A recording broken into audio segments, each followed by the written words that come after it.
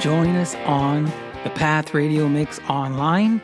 And to get there, type in thepathradio.com. That's thepathradio.com. And enjoy free streaming music all day long. That's it. thepathradio.com.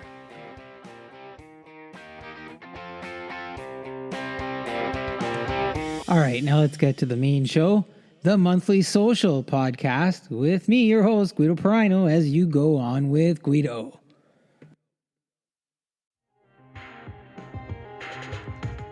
Hello, everyone, and welcome to the Monthly Social for August, reaching out to you worldwide in 80 countries and counting. Thank you for that, and please subscribe if you haven't already. It's free and keeps you notified of new segments. This month, I give you an insider's experience of my journey to the Budweiser Stage in Toronto to see Morgan Wade, Joan Jett, and Alanis Morissette. I'll talk about the venue, the music, and the ride. Then we catch up on some hot Canadian summer country music with Ben Chase, who gives us Somebody's Summer, Saltwater Cowboy, and A Bad Day to Be a Beer as we travel from the East Coast west. Next, in the self-help feature, we catch up with model, actor, entertainment star, and dame, now author Clarissa Burt, as we explore her self-esteem regime. Plus, I'll have an exclusive coach's call on cheating in sports on the heels of Olympic drone shame for Canada. Lots of music and lots of info. So let's get the August days of summer rolling. But first, a word from one of our friends of the podcast, Johnny Prosciutto. Johnny Prosciutto, artisanal Italian homemade products. We make it like our grandfather, or as we say, nonno. Naturally cured, old-fashioned, and delicious. Order online at johnnyprosciutto.com, and we deliver right to your front door, where the only thing left for you to do is enjoy it with your friends and family. That's johnnyprosciutto.com.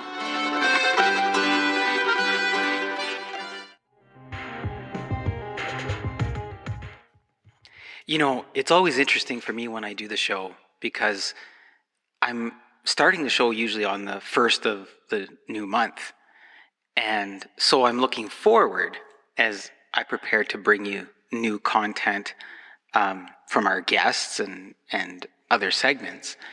But sometimes I'm also looking back on what happened the month before. And so this month I find myself looking back on a couple of events.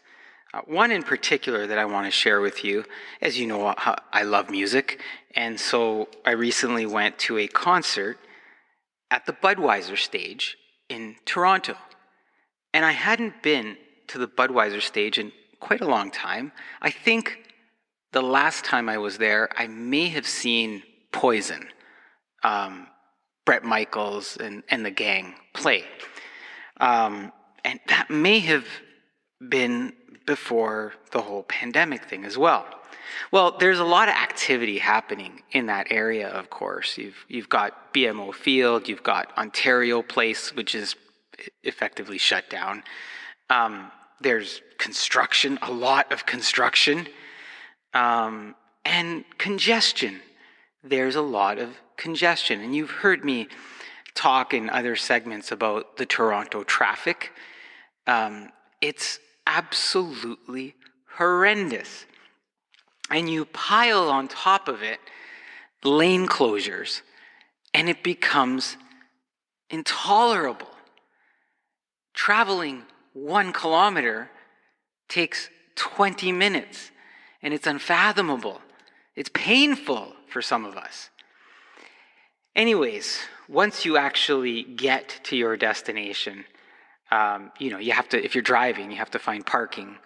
If you're taking transit, you have to deal with walking from wherever the stations are and making your connections, etc., and dealing with those delays as they happen. But parking at BMO Field near the Budweiser Stage on a day when the Toronto Football Club is also playing costs $32. You go to the website, it says you're going to pay anywhere from $12 to $30 depending on the day and event. On this day, it went past the $30, and it's $32 to park there for the evening to go and do whatever you're going to be doing, whether you're going to the soccer game or Budweiser Stage. And then because there's so much construction, certain pathways to the Budweiser Stage have been closed, and so you're maneuvering around to try and find your way there. When we get to the Budweiser Stage, and by the way, the concert that we went to see was opening act Morgan Wade, Joan Jett and the Blackhearts, and Alanis Morissette. So, interesting grouping of musicians, some diversity there, some differences, and that reflected in the crowd that went to see them, which for the most part I thought was a really good, well-behaved crowd. So you're in line, and they say the doors don't open or the gates don't open until 6 o'clock, and so you see the security guards all setting things up, etc. And it's not entirely clear, if you just have a ticket, which lane you're supposed to line up in, because there are a couple of lanes, and they seem to be lanes that say, hey, if you're sitting in the grass, kind of sit in these lanes. And then there's an American Express lane. And I don't know if that means you have to have an Amex card or you had to have purchased your tickets using Amex. It just says Amex. And so there's a few people there. And then there's a couple of gates where nobody's really standing around, but it looks like they might be the gates you can walk through. And then the last portion is the VIP gates, where there's a VIP table. You must have purchased some kind of package. So at first we're thinking, well, we must be in that long lineup because there's nobody standing in these small, these two gates where there's nobody's there. So maybe they're not the gates. But after a bit of a head scratcher, I said, I'm just going to ask. And we ask, no, these are actual gates. So no problem. So you're kind of waiting and you're wondering, what are they waiting for to let you in past these gates at this outdoor arena on a hot summer July day where, once you get into the Budweiser Stage area, there's a whole bunch of vendors set up where you can grab food and you can grab drinks, and, what are they waiting for? Because you're going to let, whatever it is, 16,000 people in, and you're going to let them in at 6, and the music starts at 7. Let them get in. Let them enjoy a drink. Let them enjoy something to eat where they're not trampling over each other and fighting over each other to get to where they want to go. Let them have a washroom break before the concert starts. But it was what it was, and they opened the gates at 6, and sure enough, everything that I just said kind of happened. Everybody kind of rushed, and they're rushing to get food, and they're rushing to get drinks, they're rushing to the merch tables. Even the merch tables, right? These long lineups at the merch tables.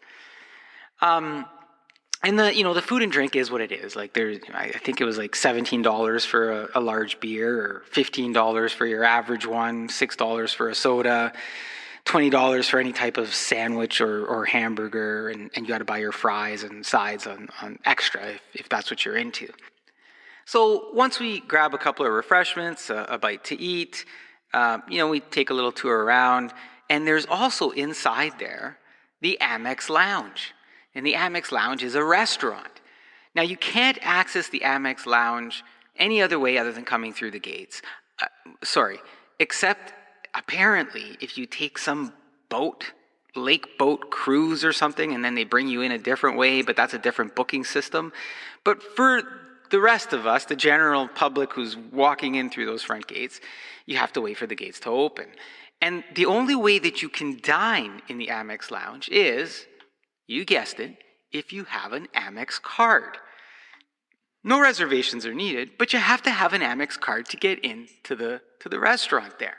So, note for future, I thought I had eaten there at one point, just don't remember, but maybe in some other event I'll try it and I'll let you know how that went. Look, the concert itself was a fun event, and it was just packed. The lawn was completely full. The seats, I don't know if there was an empty seat in the house, and most of the stage is covered, and then of course you have your back seats in the lawn, which is uncovered. Fortunately, it was a really nice, warm evening to enjoy the music. Now, I'm someone that when I go to a concert, I like to get there early, not because of the refreshments and the food, those are a nice bonus, but I like to get there early because I want to see the opening act. And, if it always boggles my mind that the seats are so empty when that opening act is playing. And I sit and look around and I think to myself, where are these people? How come they're not here watching this opening act? Get your refreshments and eat, but try and make that opening act. And here's why. The opening acts are usually fantastic. They come out, they're playing their heart out. They're loving the opportunity that they're there, and it's really good music. And sometimes those opening acts that you're missing because you're too busy having your refreshment and hot dog that you can have anytime, they end up being a main act at some point in their career, and they're that same act that you're going to fight for to get tickets and to get to. But what a journey it is when you get to see them opening the show and listening to what they can do and the talent that they have. And I was so fortunate to see Morgan Wade play. She was absolutely phenomenal. She played solid, she played great, the band was great, the music was solid, and the folks who got to enjoy that at the end gave her a standing ovation for the most part because that's how good it was. And I felt sorry for the people who didn't make that opening act, but I also want to encourage you to go see the opening act. Do it. Treat yourself. Go see the opening act. Now, the next part of the show, Joan Jett. Absolutely phenomenal.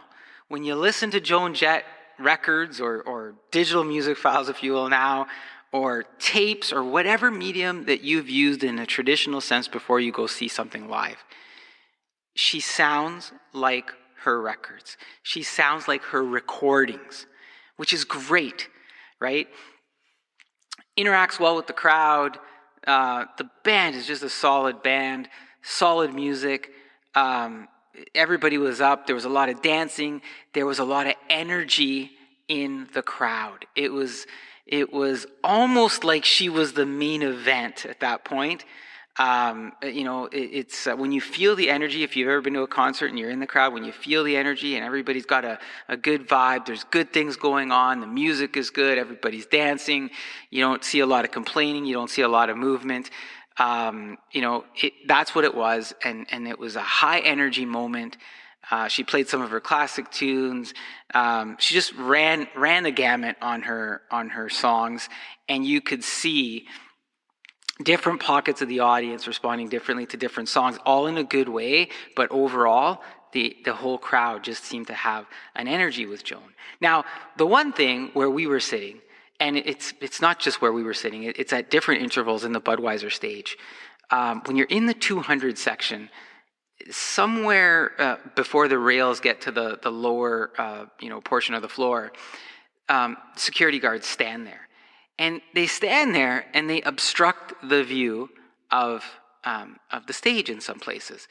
And I was thinking to myself, I wanted to go get our security guard a chair so he could sit down. Because if he sat down, the top of his head would be at the top of the rail, everything would be fine. And you wouldn't see people sort of wrenching their neck around the guy to try and see different parts of the stage. But this happens at different intervals at the 200 level. So just be mindful when you're doing that. Along the rail, security guard stands there. Now, our security guard, I don't really know what he did. There were some, events that happened during the concert. For instance, in front of us, these two ladies end up taking the seats in front of our seats, and they show up and they've got, 10 drinks between them. They've lined them up, they're on the floor, they get up, they're dancing, and if you see, I'm not a really tall guy, but this lady in front of me was really tall. Her hand, she would stretch out. She's really tall. Having a good time, and that's great. We're all there to have a good time. The problem was, those weren't their seats. And when the people who owned those seats showed up and said, "Hey, you're in my seats," these ladies refused to move. They said, "Well, just go find your seats," to these people. And the gentleman, he was very kind. He just looked at her and he said, I'm just going to get a security guard. I'm going to get my seats. And that's what he did. The security guard came, said, hey, ladies, these are not your seats. You're going to have to move. Now, these ladies, this is during the concert, right? Like, just inconsiderate. They take their sweet old time trying to move, trying to collect their drinks, trying to say goodbye to people they had just met as if they'd known them their entire lives. Sadness fell upon their face. And at one point, the folks in my row, we all kind of looked at the security guard with a look of, get them out of here. Please get them out of here. Anyways, they do end up moving. The people that move in were much more cordial, much more fun to be around too as well. They enjoyed the concert, they danced, they drank, but they did it in a way that was part of everyone around them, not infringing in their space. And there was a lot of space infringement that started to happen as the concert went on, which leads me to talk about marijuana at the concerts, weed. Hey, look, here in Canada, we know it's legalized, right? And I know people are going to do it. If it's your thing, it's your thing. If it's not your thing, it's not your thing. Cool, right? Personally, not my thing. Never has been. Don't think it ever will be. Not in that any type of capacity like that. But the other part that I don't understand, and I alluded to those two fans showing up with multiple drinks in their hands, right? I don't understand when you go to a concert or an event to go see an artist you really want to see, and you drink so much that you're never going to remember them, or you smoke so much weed that you're hanging off the edge of your chair, not knowing exactly where you might be. And there was a couple of instances of folks getting that sick. And it just baffles my mind because I love the music so much, because I want to see the artist so much. And I say, what are you doing? Why are you here? Why didn't you let a fan who's going to come and just enjoy the show for the music and the artistry that it is? And I know people are going to say, well, they bought the ticket and they have the right to do what they want to do. You're right, they do. If that's what they want to do, and say that they never saw the artist. But don't infringe on other people's enjoyment either, because your enjoyment is not more valuable than someone else's enjoyment. And so, focusing more on the actual enjoyment of it, Joan Jett finishes a solid segment, all these other things aside, solid segment. And then they have to do the stage turnover so that Alanis can start.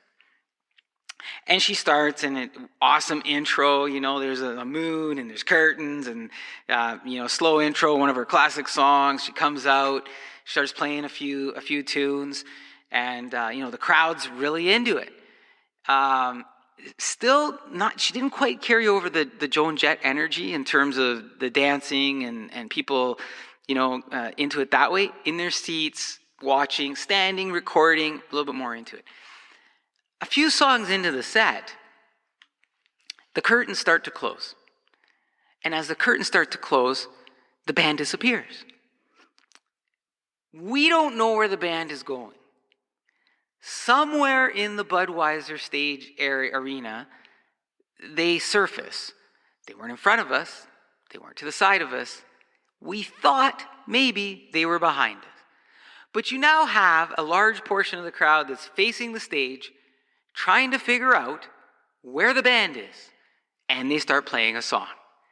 And so what happens is that crowd that we can't see them. There's some TVs, of course. There's some monitors where you kind of see that they're playing, but you don't know where they are in the arena. And now you've got a bunch of people who are up near the stage and facing the stage going, where did they go? And how come I'm not seeing them? And what it did is it just sucked the energy out of a large portion of the crowd going, where are they? And what I witnessed was a lot of people stood up and started going to the washroom, started to go get some refreshments. And you're kind of sitting there going, well, what's going on? Well, you hear the music or you can watch it on TV, but those folks, that large area, and a lot of folks just didn't know, didn't go there to watch her on a monitor. They paid whatever they paid at the front of the stage to see her up front. And she doesn't just do one song wherever she was. She does several songs. And they're sitting in this area where they are. I'm still, even after the concert, I still don't know exactly where they ended up going. Anyways, 3 songs into this, and we're getting closer to the end of the night, I think to myself, you know what? It's a good time for a washroom break. I can't really see anything, hard for me to hear. People are rummaging and moving all over the place. I'll run to the washroom. And so I get up, I exit out, and there's a crowd, and I say to the security guard, if I go through here, I just need to go to the washroom. You're going to let me back in, right? Yeah, he says. Okay. So I go, do my business, come back. Crowd's larger. And I'm like, wait, how come we're not getting through? And somebody says, well, they won't let us through. What do you mean they won't let us through? Well, Alanis is somewhere in playing in the crowd, wherever she was. We still don't know, like I said. So they won't let us through until the segment is over. So now you have hundreds of people being prevented from re-entering their seating area, some of them holding 2, 3, 4 beer, drinks, other things, presumably not just for themselves, for others, stuck, not able to even re-enter the area that they paid to go sit after spending probably $100 on more drinks and food to bring to their friends who are watching a monitor and an empty stage. Anyways, eventually she ends her mini set there, and they open a small pathway. They don't remove the barriers fully. A small pathway for these hundreds of people to filter in back into the arena. Inside the arena, you got security guards going, wait, no, wait, oh, this way. And it was just a mess. People were not going to listen to the security guards. They wanted to get back to their seats, carrying their drinks, etc. The band had already made it back to the main stage. And so went back. We had a few laughs as I had texted some pictures of me being stuck on the other side of the barrier. And that moment forward, even when the band went back on stage, she did play again a couple of more of her more popular songs, more well-known songs. But the crowd never reached that same energy that it had during the previous Joan Jett segment. There were moments where they sang. There were moments where they clapped.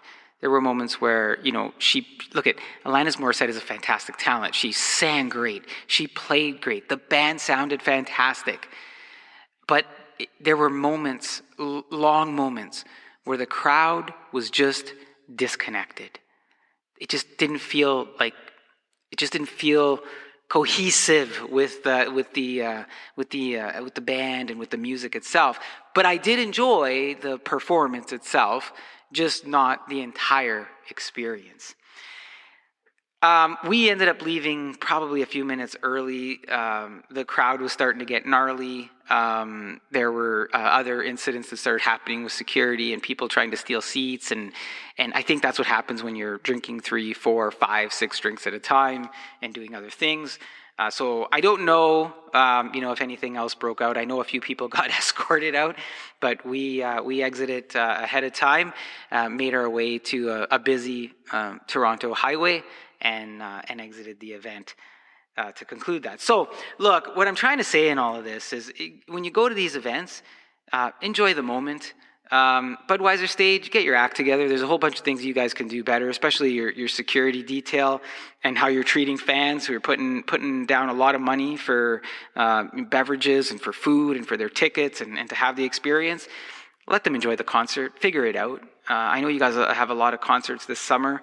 Hopefully I'll be back to see some of those. For the fans, enjoy it. Go see the opening act. Enjoy it. Enjoy the whole experience. Stay safe and treat each other with respect. All right, I've ranted. I wanted to give you that, but I've ranted a little bit there too. Let's get to some of our main show here in the August podcast of the Monthly Social. Hello, everyone, and welcome to the Monthly Social Music Spotlight.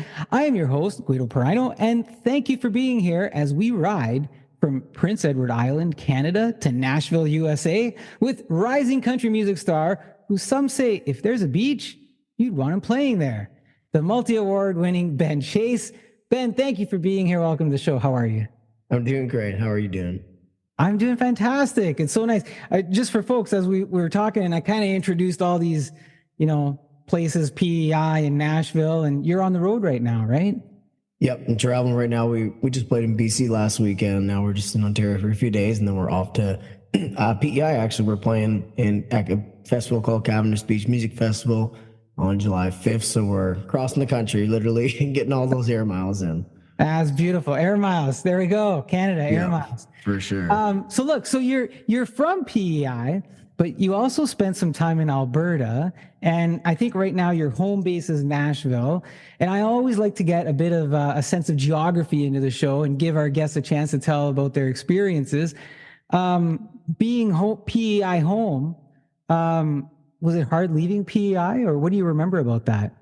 Not really. I've known I want to do music like my whole life, and kind of right out of high school, I went to college for about 2 months, and I dropped out. It's like, I want to do music, man. So I was still 18 at the time, and I booked a flight across the country to move to Edmonton. I knew one guy in the music industry.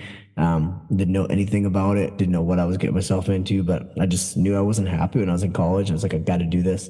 So I booked a flight and hopped on a jet, and my parents are a little concerned being from a small town stuff, but it's all starting to work out. But it's crazy, I was actually just telling a friend the story the other day. I moved out there and I did 2 months in college, and I had a student loan, and just started doing it. And I left, and I was in Alberta. I was 18. I was never been in a casino before in my life. And my roommate at the time said, "Do you want to go to the casino?" I was like, "Not really, because I'm broke, just quit college." And I went in there with the $20 bill.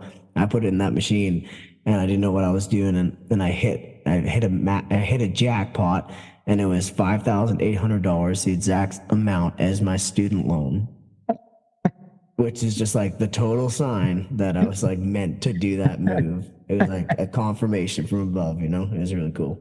So did you pay the student loan? I did actually. Luckily, did you ever think though, maybe I should do something else with it, or you're like, no, man, I'm getting rid of the loan? I thought about partying for sure, but yeah, I definitely got rid of that and made it easier for me to like focus full time with music. And back then I used to just fish lobster back in the East Coast 10 weeks a year, and then I'd be out pursuing music in Alberta for the rest of the year, my earlier days, and it was a lot of back and forth across the country. You're a lobster fisherman too. Our whole community where I'm from, it actually is like, there's other jobs, but like the industry, like the economy all revolves around the lobster fishing industry, actually. So I watch these shows sometimes where they have the boats and they go out and they set the traps. Is it as cool, like as pulling in those traps over the side of the boat and you got all these lobsters sitting in the cages, or is that just sensationalized? Like, the deadliest catch and stuff, they definitely make things like a bit, more television-y, but like, it's cool. Like, I think if anybody goes out for the first time, but when it's a job, you're out there, you're pulling in 250 to 300 traps a day. And it's just like, it gets pretty repetitive. The lobsters all look the same. It's the same bait that goes on every trap. And you're out there for about 10 hours a day. So it can get pretty repetitive, but it's a cool experience if you do it for your first time, for sure. Okay. Do you eat lobster when you're out there? Oh, that's all I eat when I'm out there. Nothing more. Oh, that's awesome. Okay, so look, I digress. I got into lobster and fishing here. So you moved to Alberta for music? Yeah, strictly just to take on, move out there, and a bit of like a really well-known country music scene out there, right? So I thought it'd be a good place for me to kind of cut my teeth a bit and learn from kind of some of the best around. So went out there and started there, and then when I turned 21, I wanted to move to Nashville. So I applied for my visa, just got it approved, and then the pandemic hit.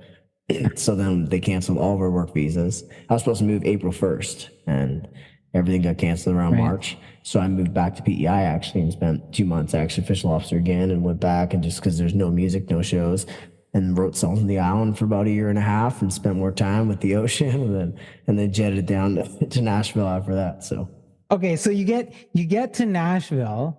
What do you think? Like once you hit Nashville, like is it another holy jumping? I'm in Nashville, or do you get homesick at all? Or you know what? It's actually like where I live in Nashville now is actually kind of closer, like to home. It's not as like I got to fly across the whole country when I go home. Like I just take a little 1 hour flight to Pearson from Nashville. It's really close, right? Yeah. And then just to jump a plane out to the East Coast is actually closer. Like honestly, it's nice to know that like if for any reason I had to like leave on a dime and flights are expensive, it's only like a 24-hour drive. Like I could, jet it in the morning and make it in 2 days. So it's actually closer to home than, so I do actually, yeah, I'm really happy in Nashville. I love it there, but Alberta definitely has a special place in my heart. I go out there a lot and play shows. So that's why, like when people listen to that, and if they're not from Canada, just the size of our country.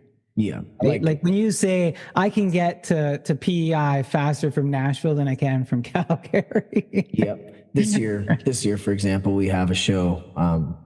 We had a show on July 5th. We had a show, and then on July 6th we played in Calgary. July 5th was in PEI. So played in PEI. Got on a plane direct flight length is I think 5 hours and 20 minutes in the air. So that's and that's 2 shows in Canada. And I always get a kick out of people in Nashville. They're like, where are you from? I'm like, I'm actually from Canada. They're like, oh, do you know so-and-so from Vancouver? I'm like, no, like that's, if you're talking miles, like 4,000 miles away from me. I have no idea, Yeah, it's true. They think it's a lot smaller, right? Mm-hmm. Look, okay, so we've got you on your steel horse and your eagle riding. You're all settled in. And you talked about, look, I wanted to leave PEI. I wanted to pursue the music. What got you into country music when you were back in PEI? That's a very different kind of like lifestyle out there in a good way. Like we grew up again in a community. We're not ranchers or anything, but we're saltwater cowboys. We grew up on the ocean, but it's a whole different kind of country. We're all country kids, They don't wear like boots and hats and stuff, but everybody out there is like very country and their own kind of country. So what do we listen to? We listen to George Jones. We listen to Merle Haggard. We listen to all these guys. And I was schooled on like Joe Diffie and Shenandoah as a kid. Like George Jones, I still say today is my favorite country artist of all time. And so just like growing up there, I always loved country music. It's still to this date. I don't listen to anything that isn't country, and I make a living in country. So like I listen to my friends. And like, that's what I listen to driving around. Some of my friends are established artists and it's all I listen to. It's all I've ever known to like. And so as a writer now, I love like when I write a song, I'm like, oh, I would listen to this. It's good because I'm like, but it's kind of why I got into it. There's a lot of great musicians out there because of the tourism aspect of PEI. There's a lot of like what we would call like Kayleys, where tourists go into these little halls and they would, play for a bunch of tourists and tell stories and entertain them and do that. And I did that as a kid. Like I was on stage since I was like 3 years old. So always like loved being a performer, but because I like country, I really want to sing country and do country and write country. And now that's what I'm doing. You're doing country. Look, that sounds really special. And it sounds very home special. And you had a special moment on stage that I'd like to ask you about. You brought your grandfather out to perform. Yep, I sure did. Yeah. Why'd you do that? And what did that moment mean to you? And I guess to both of you. Yeah, that's probably still to this date, the highlight of my career, just personal and family. I grew up in such a, like, again, small town and typical country music singer thing, but like my grandpa and I have a really special relationship. He, again, when I say I played these Kayleys at like 3 years old, this was my grandpa who played in a band, which would bring me on stage, all the time. Like I couldn't sing worth a crap, but he would bring me on stage and teach, and he gave me like the gift of music and taught me how to be an entertainer. And, when he grew up, there was no TikTok and Instagram. So I swear to this day, if that was around when my grandpa, he's a stud, he can perform like crazy. When he was, a young stud in his prime, he would have been a star, but there was no opportunity for that from back in the day in PEI where leaving the island was a big deal. So, I've always wanted to find a cool, special way to give back to him for that, for like, teaching me. And,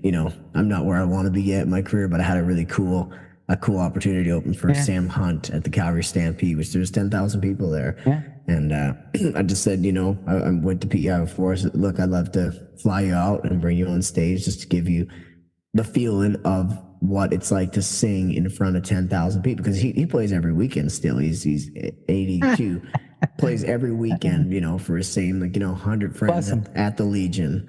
But I wanted to give him the opportunity because he's still great. Like he gets up there and he's rocking out. He kicked the rock and like he's very able for his age. It's actually really impressive. And so he flew across the country and the crowd went absolutely crazy. It was awesome. It was definitely, my mom and dad flew up with him, helped him get on the plane and stuff and watch it all go down. And yeah, just to see 10,000 20-year-old kids screaming their lungs out for an 80-year-old man was something I'll never forget. I saw him kicking that rocking chair, and I was like, "Man, I wouldn't want to be the rocking chair." He's got gumption there. Yeah. Would you say that I guess he has most greatly influenced your country music journey then? For sure. Yeah. Yeah. And I always say my end goal is I want to play the Opry and have him in the crowd. That's like that would be the coolest full circle moment. That's one of my biggest goals in my career, and I'm gonna keep working for that. Shout out to Grandpa. Yeah. Do you have a favorite country music artist, Ben? I would say George Jones, yeah, because my grandpa literally was the biggest George Jones fan. There's like, it's funny because when I first moved to Nashville, actually, I played in a lot of cover bands, and I would actually end up in all these bands with guys, and they're like 40s and 50s who were like around the George Jones era who play all that stuff because I knew all the songs. They're like, wow, this young kid like knows all these old country songs. We need to keep him. So it's funny how that worked, but yeah, definitely like was a big George Jones guy and Travis Tritt, and yeah, now into the newer stuff, I'm more of like a Kenny Chesney fan and that world. But so the George Jones gave you street cred in Nashville is what it sounds like. Yeah, it definitely helped me get in some doors, just like being schooled on classic country, and I love that stuff for sure, Yeah, me too. Yeah. Me too. I still spin some of the old stuff, and I just think that like, we got to respect our roots when it comes big to time, that. and like even though my music isn't traditional, like that traditional 90s country sound, like, but that's what I love, and like I love talking to people. I'll talk all day about like Garth Brooks and Joe Diffie and like the 90s country stuff because that's my wheelhouse too. But yeah. Right on. Okay, so look at you've mentioned some big names there, but you've had your own early success. Your first single, All Over It, hits iTunes Canada country charts, and it finds itself at #1. Yeah. You must have gone through a bunch of emotions like disbelief, denial, shock, excitement. How long before that wears off? And when it does, how do you process that success? Yeah, that was like crazy for me because I didn't know what like releasing music was like what was going to happen. And that happened. Everyone's like hitting me up and they're like, wow, like congrats. And I was like, everyone's talking about it. And I'm like, okay, like I'm brand new. I didn't have like a manager. I didn't have any experience. Like I didn't know what was going on. I just put it out myself for fun on Spotify and Apple and stuff. And then it just blew up and I was like, okay, here we go. So it was a bit overwhelming. Like it was like, shock and everything. And then like the next day, Cavendish Beach Music Festival, which is the festival I played. But the first time I played it, they called me the next day and they were like, hey, do you want to play this year? Which is like the festival I always went to party in the campground. So I was like, they're calling me to ask me to go play.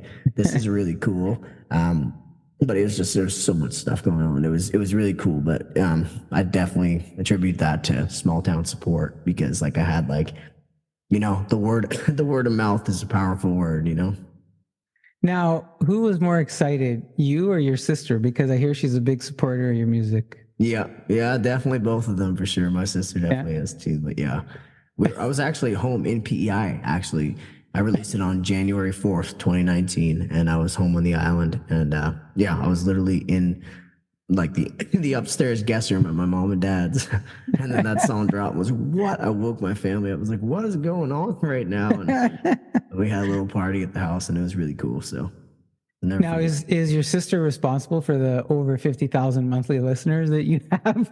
Yeah, definitely spreading it with the friends. Actually, I have two sisters, and they're both definitely always sharing it around. And my one sister, I have a niece and nephew too, and they're two of those 50,000 because they love turning up my music, which is awesome. Well, I'm included in that group too, Ben. So look, congrats on that, and then congrats on releasing your debut album in late 2023 called "That Was Then, This Is Now." You also have a track of the same name on the album. What's the significance of choosing that track to be the album title? Yeah, so there's actually a cool story behind that being the title of this record. So this is back. I was always trying to find a way to record, and again, we go back to All Over It, the first song on the album. I released that one when I was living in Calgary, working with a producer named Maddie McKay, one of my best friends, one of my champions in the industry, who introduced me to a lot of people. And Maddie and I did 8 songs together. And we were so close to being done with the album. And then when the pandemic hit, we weren't able to finish. I moved back to PEI. So then when I moved to Nashville, I was writing the whole time I was in PEI beforehand. And I was like, I'm ready to record an album. We recorded the album, and I recorded a song called That Was Then, This Is Now. And I was trying to pick which one could be the title. And I was like, what if we do That Was Then, This Is Now? We do Side Then and Side Now. So actually we did 20 songs. We released all the songs on Side Then that I did with Maddie, because those songs, you know, obviously had huge career impact moments for me when I started. So I wanted to find a way to like incorporate those, if that makes sense. And like, I was like, I don't want my debut album to not have those songs. So I was like, this is great. There's about 3 or 4 songs that I did with him before I was in Nashville that like I still play at my live shows because they're my most popular songs, some of them, right? So I wanted to make sure they were on my debut album. So we packaged it all together. So it's like a double-sided album. So my Calgary side and then and my whole national record as well. You know, so your premonitions here, because I was going to say to you, you have 20 tracks on the album. Yeah. So that's actually a double album. Yeah. That's a killer debut album. But Yeah. you know, like, it's rare you see a debut album with that many tracks.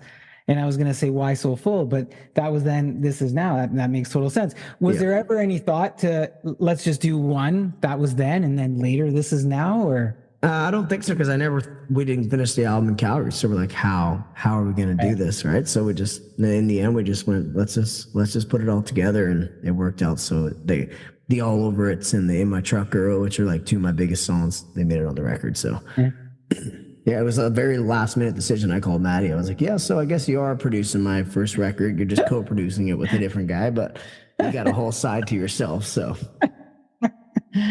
that's awesome. Was there a lot? So the other parts of it, did Nashville influence it a lot, or were you still kind of in from other places? I feel like the second half of it was definitely more influenced Nashville, because I was writing in Nashville and working with Nashville people and more in the mix. So it's definitely, and it's produced by my Nashville producer, produced with Nashville musicians. So it's just like, yeah, it was definitely more, you know, Side Then is definitely all Canadian musicians, and Side Now is more Nashville, where I'm situated now, and kind of the sound that we're going for. You know what? I'm a big fan of album journeys. So as we start to peel apart the layers and understand how you've structured it, it makes that even more exciting to re-listen to, right? Because then you kind of listen for different things, and you go, oh, this was done in Calgary, this was done in Nashville. Yeah, now I see the transition, or you feel the transition a little bit more. Look, you've shared the stage with other notable country music stars like Dan and Shay, Clay Walker. You mentioned Sam Hunt. Do you change your set depending on who you're playing with at all, or do you definitely? Yeah, it's definitely depends on, like, you know, when we open for Sawyer Brown or Clay Walker, like, you know, I would go maybe more on my storytelling vibe or like rowdiness, because there's a lot of like 90s country fans there, right? You know, or as you know, when we're open for Sam Hunt, we do maybe more of our like pretty boy country songs, because the girls love Sam Hunt. Yeah, this year I got to tour with Brett Kissel across Canada, and opening for Brett. I mean, he's Garth Brooks Canada, right? So like I had to be entertaining and get the crowd fired up for him. So we're doing more of our, like, you know, anthemic, like get the crowd fired up songs, you know. So it just depends on like more on the definitely on the opener and the city. Like, you know, if I'm playing the East Coast, I'll do more like my song Saltwater Cowboy. Like they love that out there, but in Alberta, I don't know if they'll love it as much. So we just kind of see where we're at with it. Do you, and I know you got to switch it up. You know, you just mentioned environment, location. Do you have a favorite song that you open or close with? Yeah, I think Saltwater Cowboy is my favorite song to play of all my stuff, just because it's just who I am, and it's a good way to kind of introduce myself to a crowd.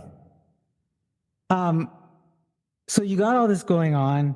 You played with these folks. You're releasing music.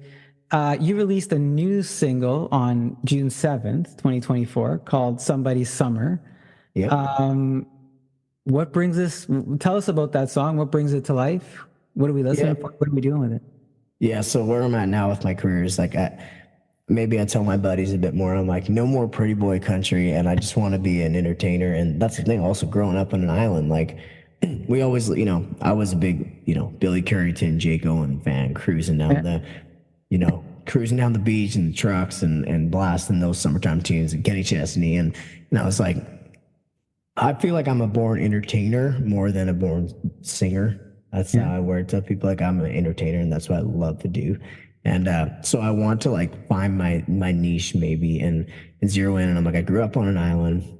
I know when I hear a song that puts me on the beaches on the island in the summertime, or maybe people are in the city and they're driving to work and it makes them feel like they're on vacation on their way to work.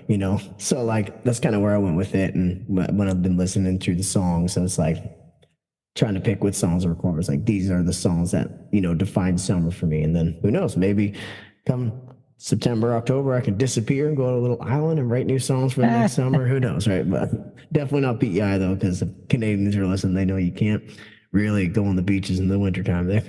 So look, either you've tuned into the fans or the fans have tuned into you, because the song does have some beach elements to it. And some of your fans seem to say that, look, if there's a beach, you want Ben Chase there playing his music. So what do you make of that? Are we going with it?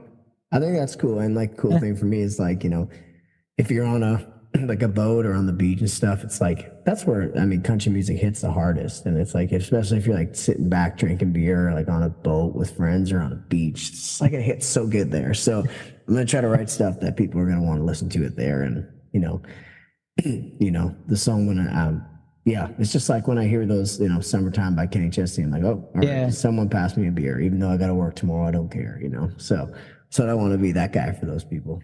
So look, let's talk about beer. You also releasing a brand new single released in the last week of July called Bad Day to Be a Beer. Exactly. I love the title. I just love it.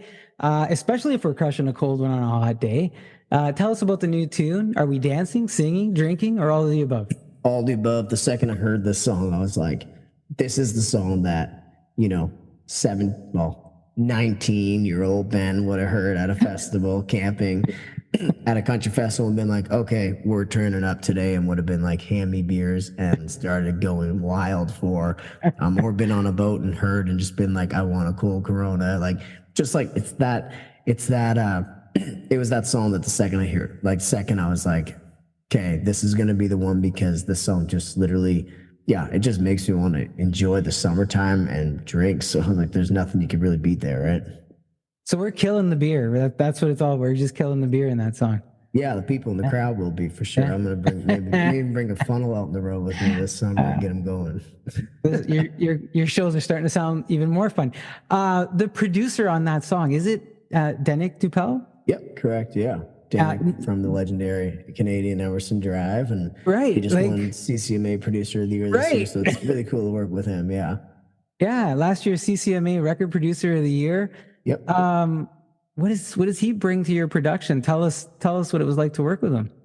Yeah, it was definitely really good change for me, I think.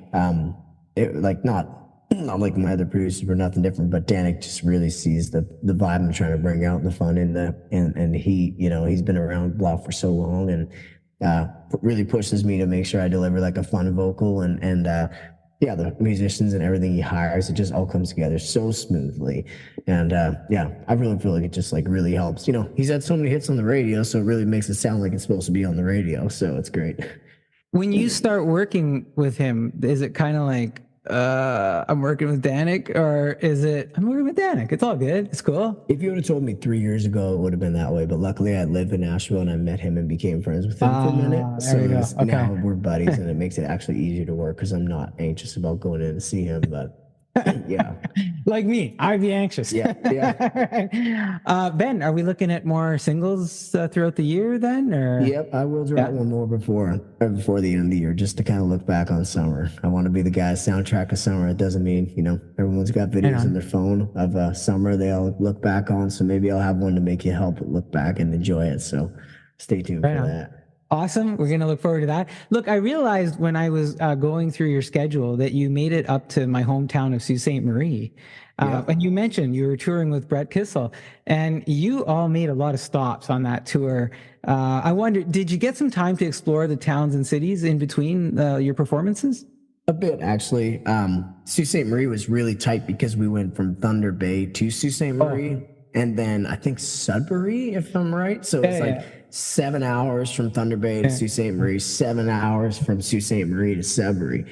So it was just like go, go, go. But yeah, I do remember Sault Ste. Marie. The venue is the Machine Shop. Great people. That was actually, I think that one and the London Music Hall were the two biggest shows in the tour. They were complete sellouts. And there's a festival going on that same weekend, like a community festival. Yeah. So it was just absolutely slammed. And yeah, the crowd was awesome there. I really enjoyed it. Hospitality was great. Great venue too. Like the floor was open, then up. I don't know if you've been in that venue, but like up above. Which one was it then? The Machine Shop. Oh, the Machine Shop. Oh, yeah. Yeah, it's awesome. And then like people are up above you looking down too. Yeah, it was really great. Yeah, I really like Sault Ste. Marie. I definitely want to go explore there more though. I'm a big Leafs fan. They have a lot of Sault Ste. Marie Greyhounds on like a lot of the guys play on the Leafs and stuff. I hear about it. So I'm like, oh, I gotta maybe go explore there more soon. So yeah, the Machine Shop. The crazy thing about the Machine Shop, it used to be a paper mill. Oh wow, okay. Yeah, St. Mary. It used to be part of St. Mary's Paper, and there I was could see that actually from like looking at that building. Yeah. Yeah, that's cool. That's awesome. I guess a paper mill is a machine, right? We'll give a shout out to the folks up in Sault Ste. Marie from Ben Chase on that. Absolutely. And we'll let the Machine Shop know too that you really loved the venue too. You know what? With the new single, and you've got the strong debut album. And you're putting out new singles too. How are you approaching touring in the next year or so? I really want to play in America. I mean, I've played a lot in Canada, but we're really focusing on trying to find ways to, get on tour in America a little bit. So, I mean, I love Canada, being from Canada, but now I'm like, I want to go play some shows in Florida and California and travel and see some new places. I love traveling so much. So if I get to go to some of these places and play in their little beach towns, I'm excited. You know what? It's funny you mentioned Florida because Paul Maurice, the coach of the Florida Panthers, is actually from Sault Ste. Marie. Oh, okay. I knew he was from Ontario, but I didn't know. He's from Sault Ste. Marie. So Stanley now we've Cup got champion, right? And you talked about hockey and you like I'm hockey a diehard or whatever, hockey fan, right? So Ben Chase and Paul Maurice down in Florida, both having come from Canada. But hit me up, Paul. Get your people to call my people, and we'll get a beer. Paul Maurice. You know what? Maybe I'm gonna see if I can connect you two. Cool. I'm gonna see if we can make that happen. I wish he would have won it with the Leafs when he coached them. I guess. I'm trying to leave the whole Leaf thing behind here. That's all right. A lot of sensitivities these days. Yeah, that's right. Oh, I know. It's a hard life being a fan. Is PEI big Toronto Maple Leaf country, or you got Toronto, Montreal, and Boston mostly out there. So like the big original 6 East Coast, like Eastern teams, right? Is it like a fighting type of fan base, or Toronto and Montreal especially? Yeah. And then the other person was just like, oh, I like Boston. I don't want to be like everyone else. But yeah, when Toronto and Montreal play, it's like, yeah. Look, do you feel any pressure being Canadian when it comes to the music industry in any way? Sometimes yes, but sometimes no. Like you got to, like it's Keith Urban's from Australia, Shania Twain obviously from Canada. There's so many. Two of the The Weeknd is like the biggest streaming artist in the world is from Canada. Justin Bieber, Drake, like there's lots of people that broke worldwide that aren't from America. But America is the country music's biggest hub in the world. Canada's actually the second biggest. So it's nice we're doing good stuff there. But it's definitely like people think it's cool that you're from a different country. They all just see like Canada as like another state, but it's like the biggest state they could ever imagine. But it's cool. It's definitely not a lot of pressure, but people definitely know me as like a Canadian, if that makes sense. Do you go out of your way sometimes to either say I am Canadian or not say I am Canadian? People know right away when I'm saying A or Bud, how are you? They catch on right away with my accent. And I don't even have that bad of an accent compared to some of my friends, but they definitely hear it right away. Yeah, I got it. Ben, would you change anything about your music journey so far? Not a thing. It's been fun. I just like going with the flow and seeing where it takes me, and I'm excited to see kind of where these next few years go. I think we're excited as Canadian, as country music fans for you too. I know we've talked about your songs and album, and I know you have a website at benchasemusic.com. But tell us, where do you want us to pick up your music and the best place for fans to connect with you? Best place to connect with me is on the beach because I'm always in the best mood there. But second best place would be social media and stuff like that. Yeah, I'm the Ben Chase on all the platforms. It's easy to remember. But yeah, if you see me on a beach or on an island, come have a drink with me. I'll be happy. Happy to give autographs, Ben? Absolutely. Right on. Ben, look, I'm so grateful that you've taken a break in Music City and right now in Essex even to give us this time. Canada is proud to have another exceptional talent representing our country, music roots. We're looking forward to way more Ben Chase. Before we let you go, is there anything that you would like to leave us with? Thanks for having me on. Y'all stick around for the journey. It's going to be a fun one. And yeah, I guess we're right in the middle of summer right now. So if you haven't added my new songs to your summer playlist, do it now. Somebody's summer could be your summer if you say, count me in with Canada's saltwater cowboy and get to some good old small town talking. Because when you're true to your roots, it's simply better that some things never change. So let's take our hats off and say goodbye slow, because we're already winning when we're listening to Ben Chase, who helps us on our all over it happy nights like this. Ben, thank you again. We wish you the best and hope to catch up with you real soon. Take care. That was so impressive. Thank you. Right on. All right, see you. All right, all that talk with Ben Chase about beaches has got me in a summertime mood, so why don't we check out one of his latest singles? Here's Ben Chase with Somebody's Summer. It's just me talking to the beach, wishing our eyes to meet. We could be that jalapeno margarita kind of heat. A half moon hanging low, and I don't want to miss the boat. I gotta know if there's a chance for you and me. If you're gonna be somebody's last call, slow dance, wonderwall, tiki bar, somewhere on the beach. Girl, if you wanna crush like it's Cowboy, sky full of rhinestones, hope you know I'm hoping that it's me. If you're gonna make somebody's summer, somebody's summer. Your green eyes say hello, the air my coast, so don't come close. I can float right through this life if you were mine. And I know after just one kiss, September won't exist like it did, baby. This can start tonight. If you're gonna be somebody's last call, slow dance, wonderwall, tiki bar, somewhere on the beach. Girl, if you wanna crush like it's Cowboy, sky full of rhinestones, hope you know I'm hoping that it's me. If you're gonna make somebody's summer, somebody's summer. If you're gonna make somebody's summer, can't help but wonder, these days ago were made for you and me.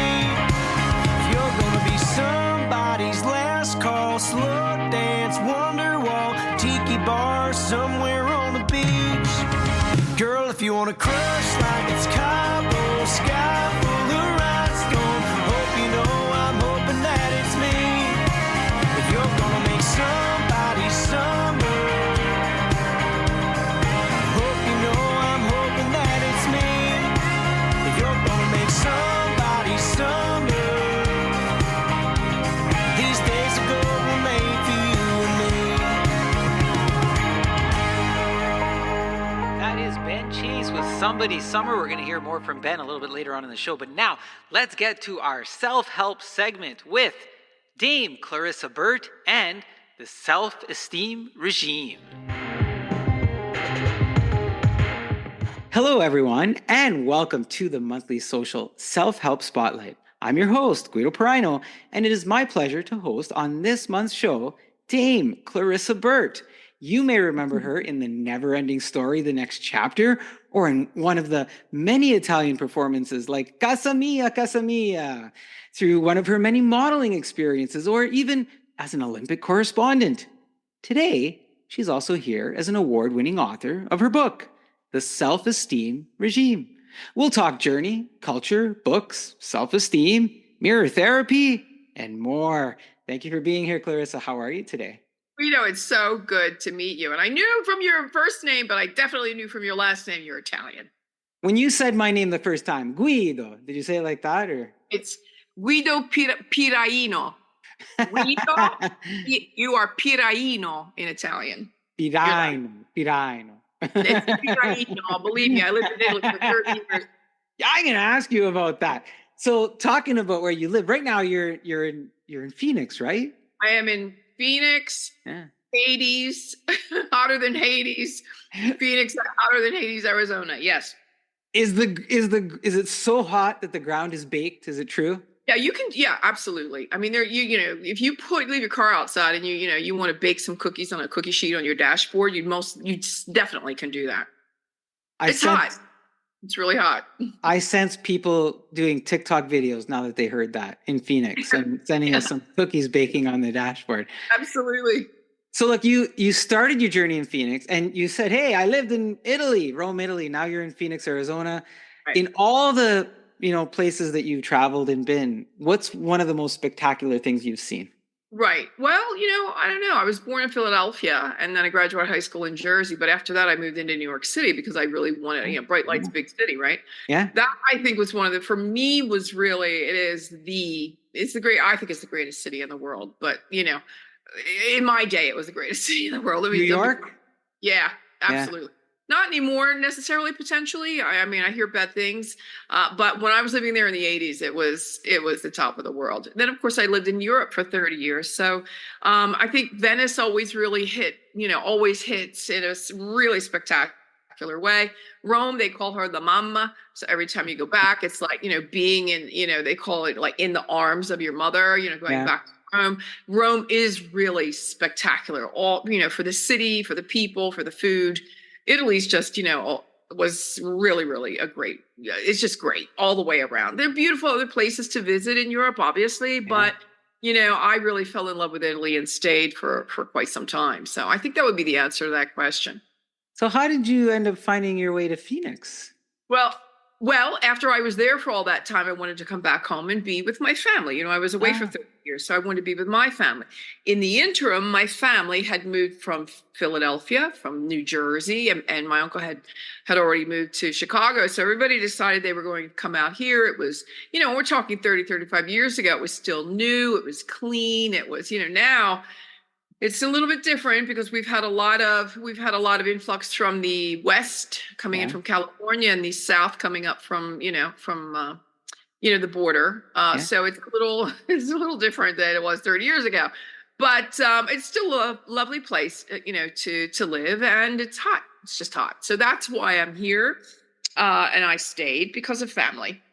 Awesome. Family is important. You mentioned Chicago. I have family in Chicago as well. Haven't been there in a few years, but hopefully I can make my way back there.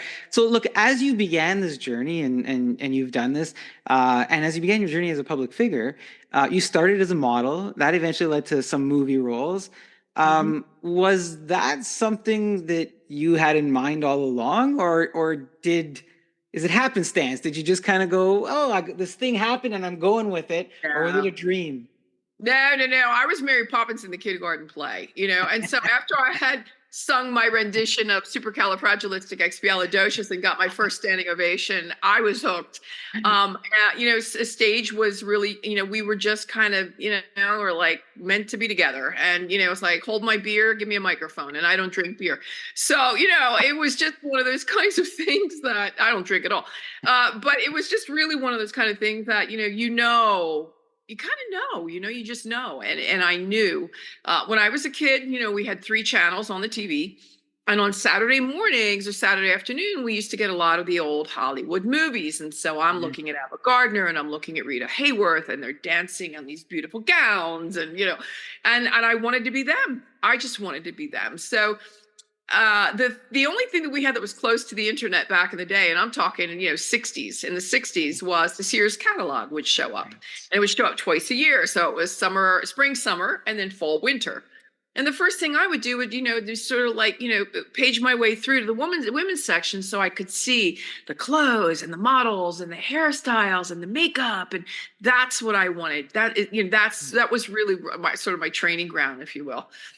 fast forward to moving into New York City and wanting, as a secretary, I was working as a secretary, and I always wanted to be a model. I was tall, I was thin, and people coaxed me. Yeah, I really wanted to do it, but never thought I could. And there you are now, also starting to feel that whole lack of self-esteem thing, right? Oh, I could never, I could never. And I just, I forged past the feeling of I could never. And I said, you know what? I'm never going to know unless I give it a shot. And it worked well. And then from Wilhelmina, which is where I was in New York City at the time, it was one of the top modeling agencies in the city. I was off to Paris, and then from there to Milan. So that's how I got the 30 years in Europe, mostly in Italy. But it was a really great go, I tell you.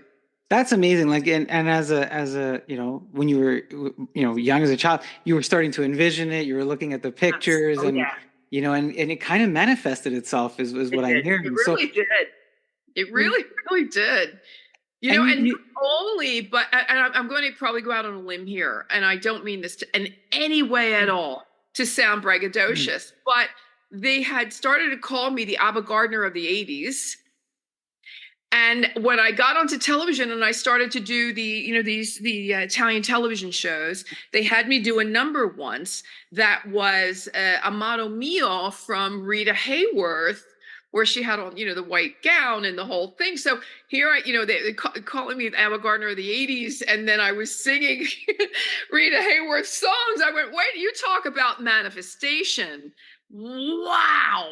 So that's gotta be surreal in that moment. It was surreal in the moment. And I didn't really connect those dots back in the day. It took me a moment, but they used to do in once I was working on television and things, they would put side by side pictures of, myself and Ava Gardner. And of course, to me, she was my idol. And so it was kind of a pinch me moment, and so, yeah, it was great. Really as you're great. telling me that, I'm envisioning you doing this, envisioning yourself doing this, right? Like going, oh my God, that actually came to fruition, right? How does the Never Ending Story role come along? The Never Ending Story came along after I had already done a couple of different movies in Italy. They were looking for the mean queen in the Never Ending Story Part 2, Zaida. Yeah. And so the producer of one of the movies that I had, I had the eyebrow, right? So when I was modeling and when I was on stage, my attitude thing was my left eyebrow. I could lift it up. And it kind of looked, I suppose it looked a little sinister. And they thought, well, there you go. There's our girl. There's the mean queen. And I had to go and audition with, they said they looked at over 400 girls for that part. And wow. I had to go to Munich, Germany twice. To actually sit in and get in front of do hair. Well, not quite all hair and makeup, but enough hair and makeup where I kind of looked sinister, I guess. And they had me in front of camera to actually do what they call the provino, or the trial run. And then I didn't hear from them for 3-4 months, so I was sure I didn't get it. I didn't get the part, and I really wanted it. I mean, I really wanted that part, and I got it. So that was lots of fun. Yeah, that was. So what attracts you to the role? Like you say, I really wanted it. It's an evil sorceress. Why did you want that? Well, role? For me, the evils because I didn't have to act. I need one of those. It came naturally now. I loved the role. I thought the role was amazing. And I was really looking to go, bigger and better in cinema. And of course, the Never Ending Story was, I think it was translated into 17 different languages, went global, and it was a Warner Brothers worldwide release. So, we had 2 separate premieres. I got to meet, Princess Anne, the royal family, because we had our premiere in London, the whole thing. It was just, the whole thing of it was really cool. And the messaging was really important too. First off, it's a children's movie mostly, but it's kind of a family movie, which was great. And the messaging was the importance of reading, because she was fighting she was pushing the nothingness. And the nothingness is where she was taking the child's memories each time, she would take a memory from his head, to the point where he was almost getting to, he was in Fantasia now. He didn't remember his mother. He didn't remember his father. And he had one memory left, or one wish. So every time he had a wish, he would lose a memory, right? So at the very end scene, she says to him, she wanted to get rid of him. She goes, make your wish to go home, because she knew he was going to go back and not remember his parents, right? So he goes, yes, Zaida, I will make my wish. I wish for you to have a heart. And well, I mean, then she explodes, and that's the end of the movie. Oh, that's awesome. And the synopsis to go. And you end up writing a book later on. So there's some ironic twists here. You talked about the Italian movies as well. And look, you're born in Philly. Did you grow up speaking Italian? No, I'm not Italian in any way. I'm Irish, 100%, 100 million %, Irish, and English, I suppose, it's thrown in there somewhere. But, obviously Philadelphia is really, it's really Irish and Italian, or was at the time. Well, there was some German, but really it was, most prevalent were the Italians and the Irish at the time. And so I knew a lot about Italian culture, Italian food, and, San Gennaro festivals and all the like.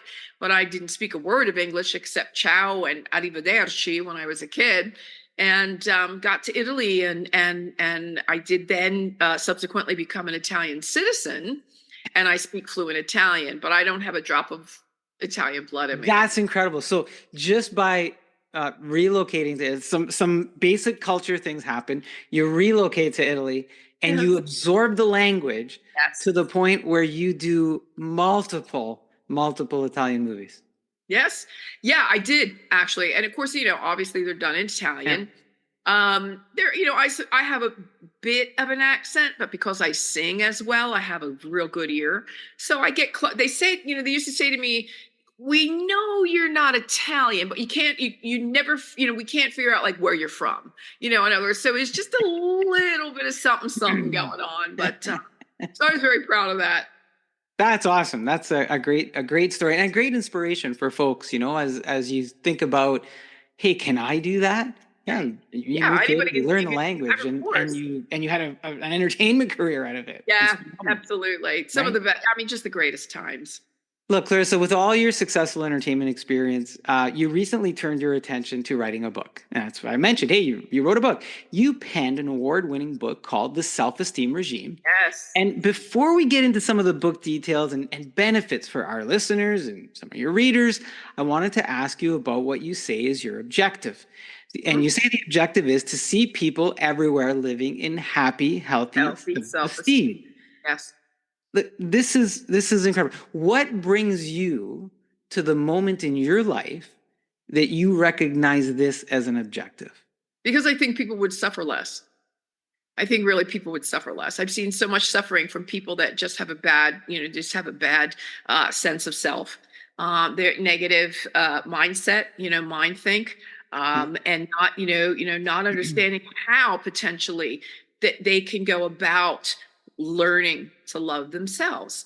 I was, when I was a kid, no computers, no internet, but we had 3 bookstores here in the United States, and that was Walden Books, Border Books, Borders Books, and Barnes & Noble.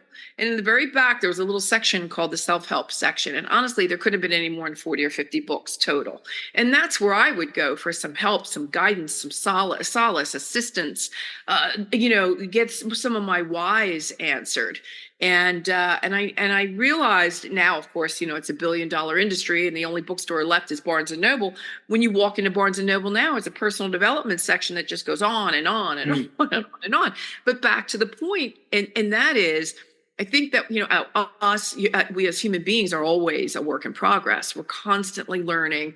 We're constantly asking the questions, why? Whatever questions were answered, why are my days so horrible? Why can't I have happy relationships? Do I have a eating problem? Why am I drinking too much? Whatever it may be, there are reasons. And if you take the time to learn a little bit more about yourself, it's so enlightening.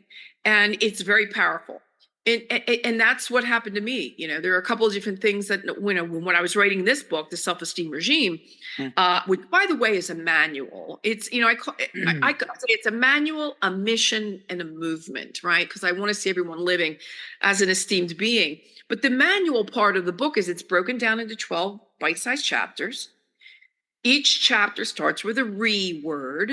A regime is an organized way of doing things. And this is organized for you in a way that you're not going to read about, it's not a read. You're not going to read about self-esteem. It's not that kind of book. It's a manual. You're going to do self-esteem. You're going to work through the self-esteem. We've got, case studies, affirmations, exercises, Clarissa's Corner. I mean, there's all kinds of things in each chapter that I think really help, push you forward into wanting to get to the next chapter.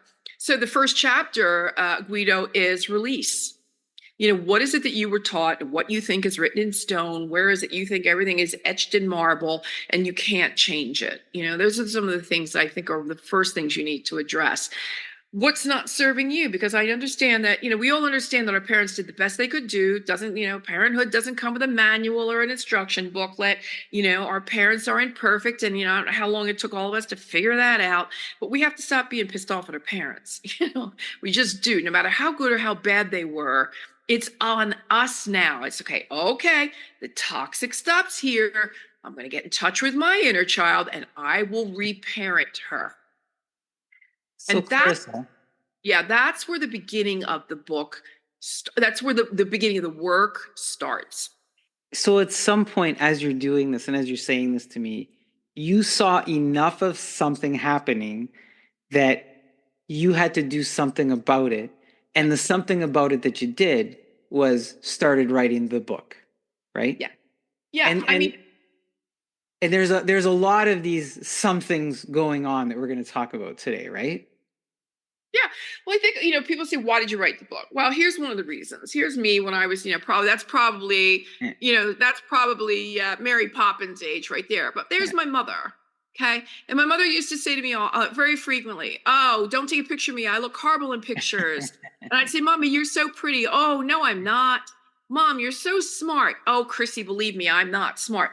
And my mom, so my perception of my mother, who was my everything, was not the same as her own perception. Right. And I think that was something that really, I've got just a secondary picture so you can see. I mean, Mom was pretty lady, right? Cool. Yeah.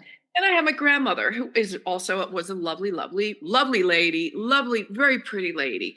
And she decided one day, I don't know, she's 45, 46, and she needed to lose weight. She didn't need to lose an ounce. She was thin and trim and beautiful. So she takes 2 diet pills one day. She chokes on them, perforates her esophagus, and winds up in the hospital for 6 weeks. That's an older picture of Grandma, but just to give you an idea. And so, I'm like, Grandma, you're so beautiful. Where's the disconnect between what I see in you and what your inner, chatter is all about? And that's fast forward to the modeling years. Now I'm working, Guido, with some of the 1%. I'm working with all the cover girls, with all the runway models that were all over, the runways and all over the world.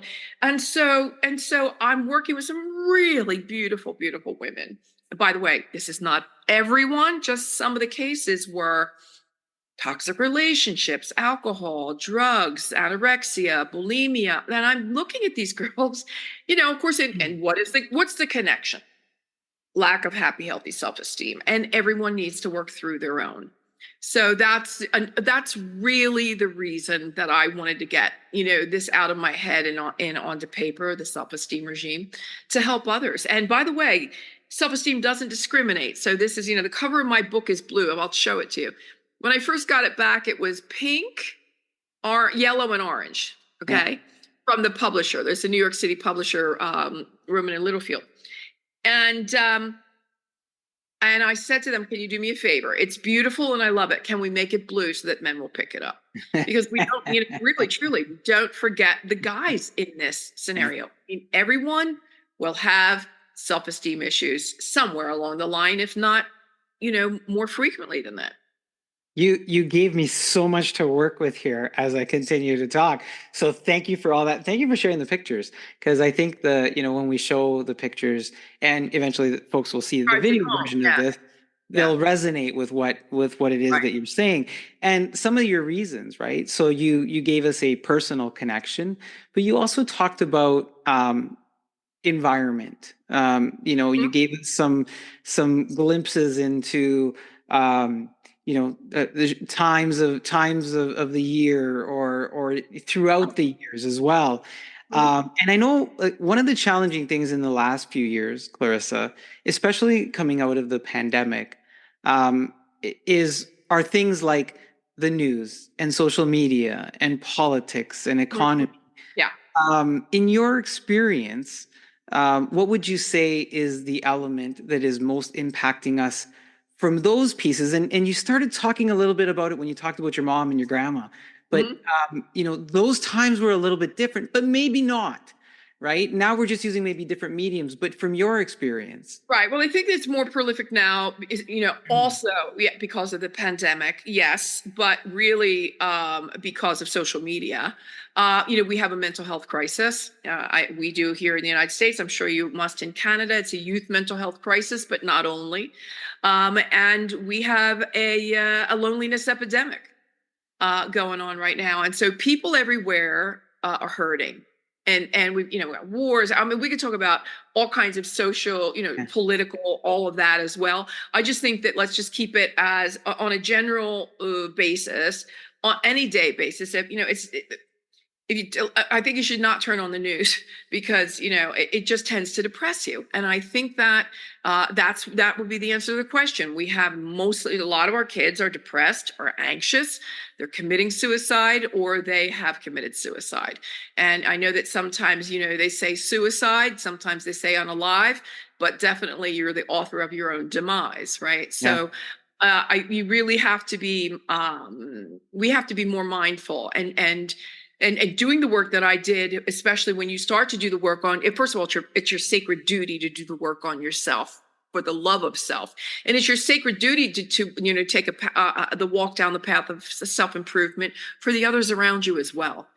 Any relationship that you're going to be in, the relationship with self and the relationship with others, it is really your sacred duty to do that. So anyway, I could be here all day because I get really talky about this, but they're good. It's a good insight and it's a good segue because you mentioned mental health as a crisis and you talked about loneliness.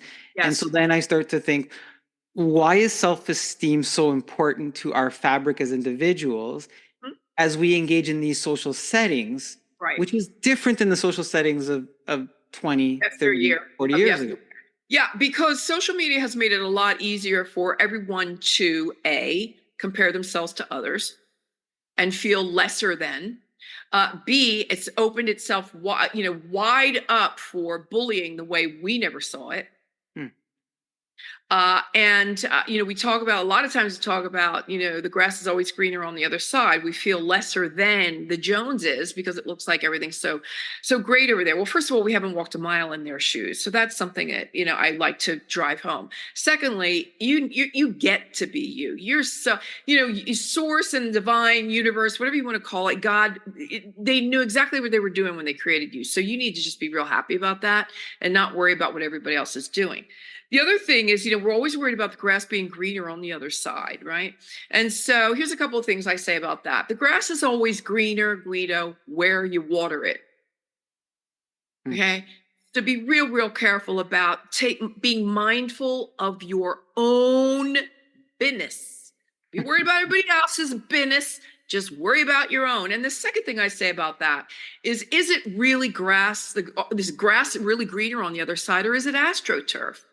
Is it fake? Is it plastic? Is it not real? So bringing that back into social media, we have so many of our young girls putting on these fake filters, right? Because 7, 8, 9, 10, 11-year-old and older putting on these beauty filters and glamour filters because they don't think that they are pretty enough the way they are. And the Dove Self-Esteem efforts do amazing work around self-esteem for young girls. So always kudos to them. But, again, these are some of the reasons why. Thirdly is it was easier, I think, for parents along the way, as, a lot of latchkey kids and parents having to work 2 jobs, to give them the devices to keep them busy and keep them occupied. Well, that opened up, Pandora's box as well, because now some of us are not really sure how to be in social settings anymore. And so the anxiety there's an anxiety factor around that. And so I'm just saying, get everybody back around the kitchen table again. It it might be getting worse with artificial intelligence being introduced. I don't even want to go down that path. And I like, you're framing it like, everybody looks like they have a perfect life on social media. Like they're, that things get doctored up and we doctor them up and we make them look better than they are sometimes. Look, if we don't have self-esteem, or if we deem our self-esteem to be low, how do you recommend that we get more of it or make it better? And I feel a little ridiculous asking that, because I feel like I'm trivializing the question, but there's got to be a starting point.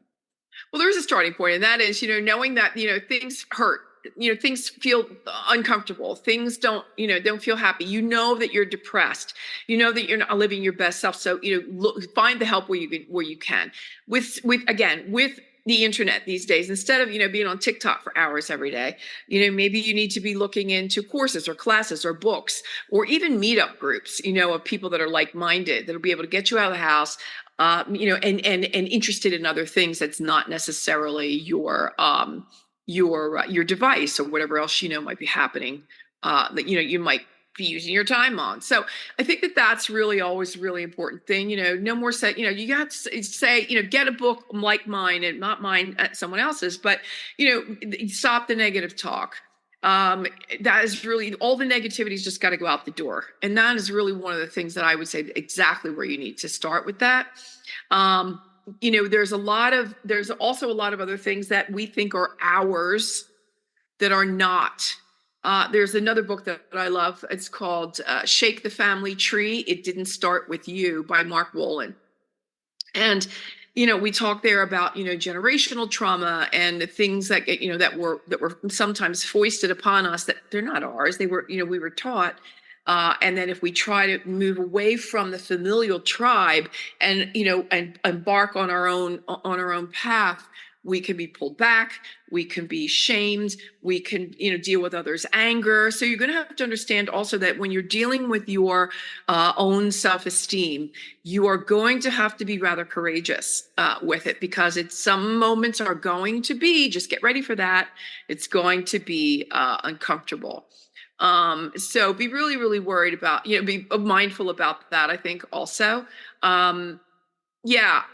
I think that is really, really important. The other thing is, a lot of people, when they start working on their self-esteem, are afraid of failure. I think we're always afraid of failure, right? But remembering that your failure is really your first attempt in learning, right? And remembering that, we're not always going to get it right the first time, that we may have to come back again. You might have to read chapter 1 3 or 4 times. You might have to, so just keep at it, be really persistent. And mindful about where it is you want to go.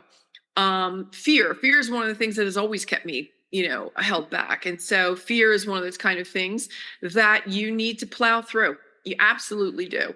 Getting those resources and the tools in the shed in the back are really important, because, again, as I said, self-esteem doesn't discriminate.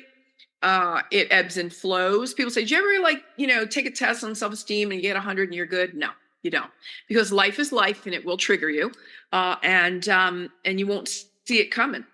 But what the really good thing about doing the work in personal development and self-esteem, self-awareness, self-confidence is that you accrue more tools that you can use when here comes the hurricane, here comes the tornado. You stand strong in your stead, much like a well-rooted tree. And you're not, you might lose a leaf or two, or potentially a branch, but you're not going to be uprooted with the storm and transported away. So these are the really, really important things I also think are important to, think about when you're embarking on your self-esteem journey. Remembering that change is the only constant in life. And so again, things are going to come up. It's just the way it is. And it is our perception of self. Right? It's, and if we have a bad, because again, what were you taught? What were you told? What are you comparing yourself to? And what information are you taking in on any given day? Just know that there is a way out of all the negativity. And that's, I think, again, getting back to wanting to learn. I also like to talk about getting a very strong value system, Guido. And when I talk about, I say to somebody, give me your top 4 values, important values in your life. A lot of people don't know how to answer that right off the bat. Mine is something that I call taking the high road. And that is honesty, integrity, gratitude, and honor. And I will promise you that, apart from the fact that I want to be a better person tomorrow than I am today, and that is my daily goal, with whatever that may mean for the day. But coming back to the value system, when I come to the table, you know that you're going to get honesty, you're going to get integrity, you're going to get gratitude, and you're going to get honor. All day long, every day, it's a hill I'm going to die on. It doesn't always make me the most popular person in the room, right? Because, when you're radically honest with yourself and others, some things people don't want to hear. And I get it. So a lot of the times I try to soften my tone or, whatever, but you're going to get that. And I think can you imagine, I ask this question frequently, can you imagine if when you woke up tomorrow, everybody in the world was honest? What kind of world we'd live in? Just imagine it for a moment. It'll never happen, but could you imagine what that would mean? Honor is really standing on principle. When you honor yourself and, who are you when no one else is in the room? And who are you when you don't get your way? The faces of the stranger. Look, you've put a lot of things. If I'm a contractor, you put a lot of things in my toolbox. If I'm a cook, you've just put a lot of things in, if I'm a chef, you put a lot of things into my mixing bowl. If I'm a writer, you've put a lot of things into my boards here, my storyboards. Right. As you gave us all this stuff, and you're very good. You gave us some foreshadowing earlier when we started talking. The title of your book, The Self-Esteem Regime, suggests that there is an order to self-esteem. Is there? And could you share with us a bit about what that might be and how do we put this stuff together, Clarissa? Well, I'm going to start with, again, first, the first chapter, as I had told you before, is release. The second is rebuild. And that's another really huge chapter because, you're kind of raw. The first couple of chapters are going to be like, wow, there's a lot of work to be done. Okay, let's do this, right? The third chapter, I'm going to go in order that I don't have memorized. The next one is responsibility. Where do we take responsibility? Where are we shirking responsibility? Where are we kind of weak? Where do we procrastinate? Where do we just not, we just want to close one eye, that sort of thing. Open both eyes and affront everything. And that's why I call it a regime as well, because, we're not kidding around here. Like, you're going to do the work. The next one is like replace, reaffirm, reinvent, reinforce, repeat, rebound, redirect. And then at the end, I've got respect and reciprocal. Reciprocal was, this is the law of reciprocity.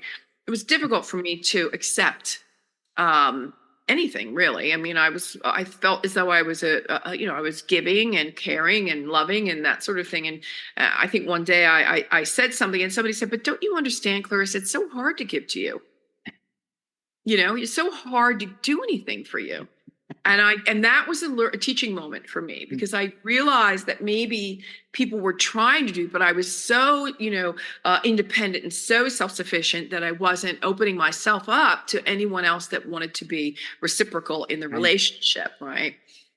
So that's really, really, I think, important too. And if I don't know how much time we have We're good. So what I'm thinking, Clarissa, is then what you're saying in terms of the structure, the book provides us the structure so that when we put all those things in the bowl or the toolbox, it helps us guide through those steps that we're going to take. You absolutely are. You talked mirror therapy before, and the mirror therapy was something that I had learned from Louise Hayes and her work.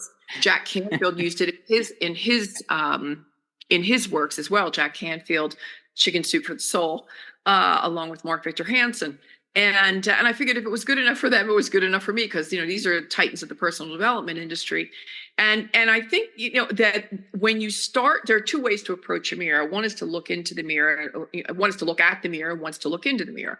Looking at the mirror is when you're preening, right? You're doing all your, brushing your hair and whatever else you're doing. And the next thing is to look into the mirror. And that's when you really sit and you look and you talk to yourself. You become your own rah-rah session and you say things to yourself that others may not have said. And you debunk some myths if you need to for some of the things that people said that you just don't agree with. And it can be, it's a really impactful exercise. And it's hard for some people. Some people can only do it for, 20 seconds first time out. Work your way up to, 4 or 5 minutes if you can. But it's a pretty cool exercise. It looks weird. It feels weird. It sounds weird. You might want to shut the door. Maybe nobody else is home when you're doing it. But I guarantee you within 21 days, your life is going to start turning around when you start affirming beautiful, happy, healthy things for yourself. Yeah, and so you referenced, just for the listeners, you referenced Louise Hay. She was an American motivational speaker and author. She was an advocate of love. And she employed the mirror work as part of being able to learn to love yourself. She started her own publishing company, which is one of the most important publishing companies around personal development and self-improvement. So you also earlier mentioned, the cover of your book, and you talked about gender. Do you have any insights when it comes to self-esteem from a gender perspective? Do men or women tend to have more or less? Is it situational? Could this book help them if you did it with consciously saying, oh, I want to change it so men will pick it up, and then as you're talking about the mirror therapy, can you bind those things together for us from a gender perspective? I'm going to go with, first of all, I do believe it's situational. I don't think there's a gender thing. It's easier for women to talk to one another, and it's easier for women to talk to themselves. I think guys don't really, they're told from a very early age, what manhood is all about and how they should be comporting themselves. And I think that, it's a shame. I think guys need to open up a little bit more. And if they don't feel comfortable doing that, there are some men that have, they find it easier to talk to women. Great. Find somebody you can talk to. Doesn't matter who it is. If that's what you need to do, if you need to open up, I definitely think that's it. If you really want to, both men and women can do the mirror and should do the mirror therapy work. It's going to look weird, guys. It's going to feel really weird. You're going to feel really silly doing it. But when you start to get comfortable with it, it's like, hey, Clarissa, how's everything? You looking really good today. I just wanted to say you look real good, congratulations on whatever you did. I really want to give you kudos for that presentation you did the other day in front of like 300 people, like whatever it is. I think you prepared really well. You knocked it out of the ballpark, and you got some great feedback. So that's really good. I want to also let you know that I love you. I love you so much. I just love you. I love the person you're becoming. I love the work that you're doing to become a better person tomorrow than you are today. And whatever that means to you, right? Whatever you want to hear. I also want to let you know that I forgive you for that time that, and then fill in the blanks, right? So, it's really kind of, we carry burden with us. We carry anger, we carry guilt, we carry shame. These are the kinds of things that you will start to work on in chapter 1. You start bringing all that stuff up. What do you do with it? You just go, you know what? Next, move on. Here's my line in the sand. Here's where I forgive myself. I know I'll never do that again because I've learned the lesson. And I'll tell you this, you will continually get the same lesson sent to you by, I'm going to say universe, put in, whatever word. You will get that same lesson over and over until you learn it. So just until you learn the lesson. So we're clear as you're telling us this, there's no end, right? Like I've now reached my perfect self-esteem moment, and I will be in this forever. I think it's sort of a constant journey as things happen around us. Is that what I'm also hearing? I think that, it's better to say we are constant, constantly in evolution. We are a work in progress. I've spoken to people, older than me also about, self-esteem and where they are. You have to understand that, people that are getting older are not feeling as productive. They're not feeling as needed. They're empty nesters. Their friends are starting to pass on. They're starting to feel lonelier. They don't feel as though they have a place in society. Many do. And so again, that's why I had asked you before the show who your audience is. Because if I'm talking to a group of 14, 15, 16-year-old girls, then I kind of know, I put myself in the mindset and into, where what they might be living and going through in their lives right now. So I think that, it's really, as you said, it's situational more than generational, right? Doesn't matter. Gender. I meant not generational, gender. Gender. But I think, yeah, absolutely. Are we all going to be burdened every day in self-esteem? No, but I do want it to be, one of those kind of things that you're mindful of, that you continually work on. You owe it to yourself to do that, as I said before, and to others. There are lots of great books out there that are just really good to read. I mean, just wanting to be a really good person, not forgetting, what it means to be kind, right? What it means to do something good for someone else. I mean, sometimes, when I talk about the 4 pillars of self-esteem, look good, feel good, be good, and greater good. The greater good piece is it's really helping others. And that doesn't necessarily mean always in a monetary sense. It can be just a kind word or a compliment, or holding an elevator door open for someone as you see is struggling to get to it, or helping a woman down the stairs with a baby carriage, standing up on public transportation for either a pregnant woman or the elderly, like doing the right thing. And our younger generations don't do this as much anymore. I think that, those kinds of, we used to call them manners, good manners. I think that it's just kindness. It's coming from your heart, living, really beating from the heart, I think is important too. So Clarissa, you got to this point in your life where you could talk about the pillars and you could talk about the value systems, and some folks might look at you and say, well, yeah, but you were a model and you were an actor and you did, these news things. And I've got the answer. How much, did self-esteem play into your daily life, or how you approach your next opportunity? I imagine it wasn't always a flat line. You must have had some hills and valleys you could share. Yeah.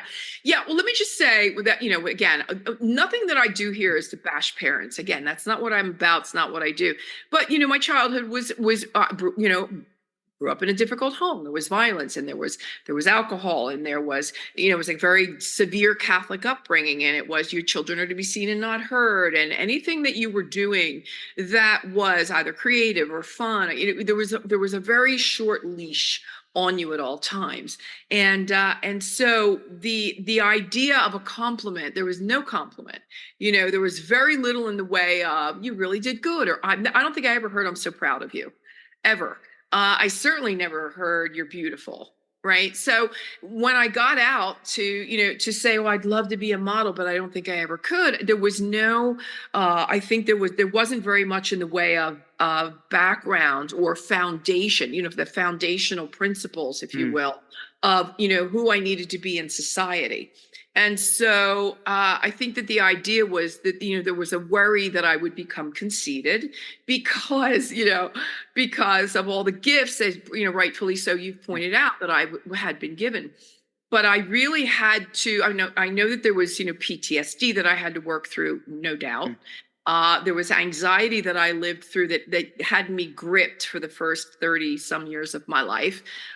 Depression abound. So I come from a place where, again, for me, experiential. And I think there's no way I could have written a book about self-esteem had I not come, and I really want to thank, my parents, if you will, because I'm able now through my experience to help so many others through the book. This book really is changing lives one chapter at a time. Yeah, no, and thank you. Because you mentioned earlier, we talked about the grass being greener and how we perceive things. And as you weave that into what you just told us, it's important, and you said, hey, I needed these experiences also help form my Absolutely. ability to do this now. I couldn't have done this, 20 or 30 years ago, because I was still going through the things I was doing and learning from them, which now puts me in the place where I can speak to them and speak to them, through experience. Look, at the beginning of this interview, I introduced you as Dame Clarissa Burt. And for those that may not know, a dame is when a woman is recognized by the monarch to receive high honors in recognition of a service or accomplishment in their field. In June of 2022, you were knighted by the Royal Order of Constantine the Great and St. Helen, joining 350 dames worldwide. And I want to say congratulations on that. How does an event or recognition of this magnitude influence self-esteem? And should we look for these moments on different levels for ourselves? Well, undoubtedly, it was a lovely honor to be nominated and to have the nomination accepted, to have the prince fly in from Spain. And he knighted about 20 different people that night, 10 women and 10 men, up in Vegas a year and a half ago. And it just becomes, it's a community of people that are doing good around the world. And so, it was just about a title, I'm fine. I'm just fine, just without a title. The idea that there's so much good being done by this royal order around the world is really exciting. Funnily enough, I will be in Chicago next weekend, for another royal knighting. I have nominated a lovely woman that will be knighted as well, and so the royal order here in the United States just keeps growing and growing. And again, so many really good people. Again, people that beat from the heart, that are out there doing great things in the world, and so it's their recognition. That's wonderful, Clarissa. Look, can you also share with us how the self-esteem regime has influenced your work as the founder and CEO of In the Limelight Media, that includes TV, video, podcasting, and a digital magazine? Yes, and Mastermind as well. It's where I really bring together a group of extraordinary entrepreneurs that, in the Limelight is all about, shining a light on them. And so either through, the video piece, the podcast piece, or in the digital magazine, which, wait a minute, I just dropped. Let me give you just dropped it a week ago. Here you go. Here's a summer edition. Wow. So you can. Wonderful. Yeah, In the Limelight with Clarissa. There you go. Okay. Summer 2024. Yeah, you can find that on my website. But it's a digital magazine, so you can find it on the website. But what I do is just help entrepreneurs get the word out. I work on PR. We get out press releases and news releases for them, and get them in front of, doing exactly what you and I are doing right now, getting the word out, getting the brand out, getting their messaging out. So yeah, I love it. I love helping other people do what I love to do. So it's wonderful. And Clarissa, just so I understand, is the podcast also called In the Limelight? In the Limelight, one is called, In the Limelight is the brand. There is also a podcast called In the Limelight with Clarissa. And then I just started a new show called Shelf Mates, the Titans of the personal development industry. Those are the people that are in the personal development section in Barnes & Noble, the authors. That is wonderful. We're going to make sure that we've got those in the show notes for folks so that we can make those connections for you. Look, I kicked off season 5 of my show this past January with a segment on yoga. And you're thinking, where is he going with this? It was a fantastic self-help segment. And one of the ways that we end each yoga practice, because I do yoga, is by saying the word namaste, as we give thanks to each other, ourselves. And a big part of the practice is giving love to our own body and to our own mind, thanking ourselves for letting our body and our mind complete and achieve that practice. So it's a state of thankfulness. And you talk about living in a constant state of gratitude. Who do you have gratitude for? Who or what? Either. Who I have gratitude for, all the people that really potentially either hurt me, let me down, betrayed me, or whatever else, because without them, I don't think I'd be as strong as I am today.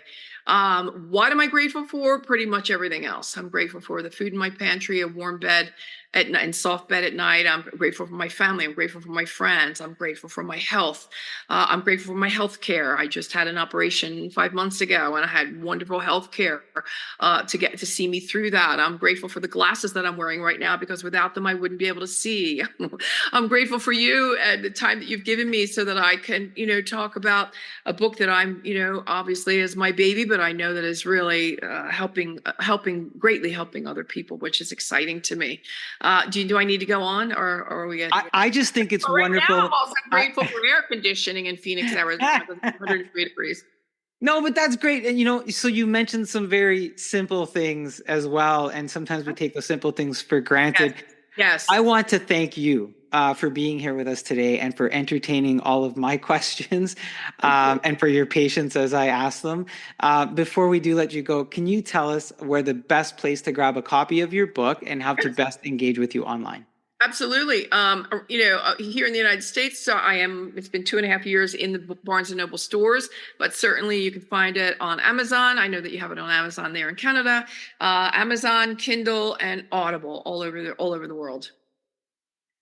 Thank you. That is Dame Clarissa Burt, touched by royalty, but among us, sharing in the self-esteem journey that is better approached as a regime. You see, it is truly the never-ending story of us. Each of us, as we define our boundaries, grow within our value systems and moral codes, build trust and understanding our emotional intelligence, Clarissa invites you to learn more about you and your self-esteem through her book, The Self-Esteem Regime.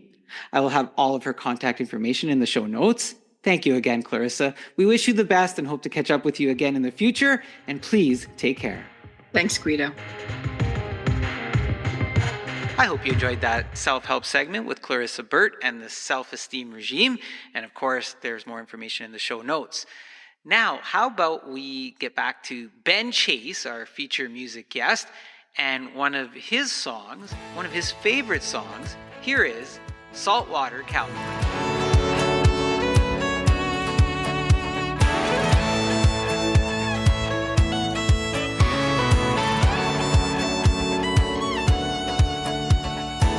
Wasn't my first rodeo.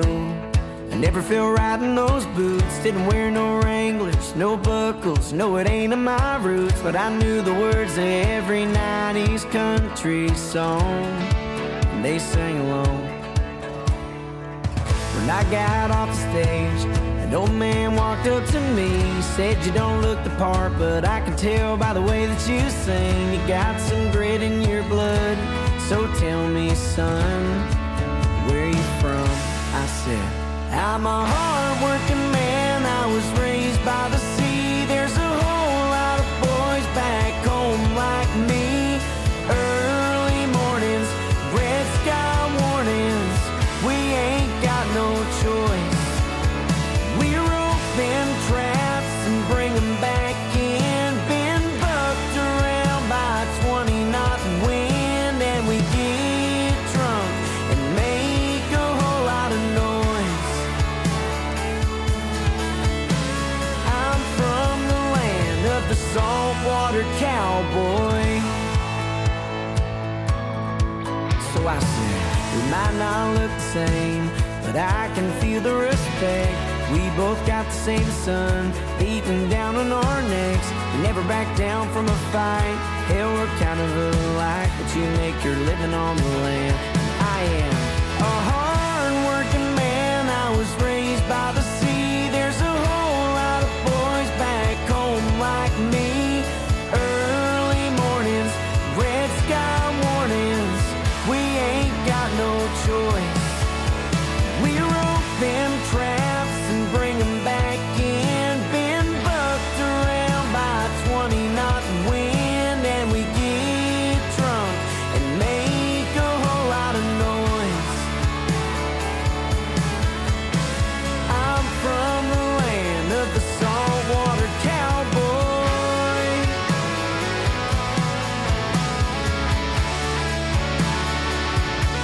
So now when you're bailing, listening to wailing, you think of me sailing.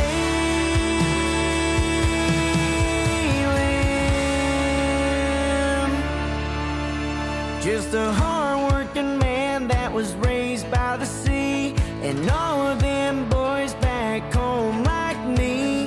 Early mornings, red sky warnings. We ain't got no choice. We rope them traps and bring them back in. Been bucked around by 20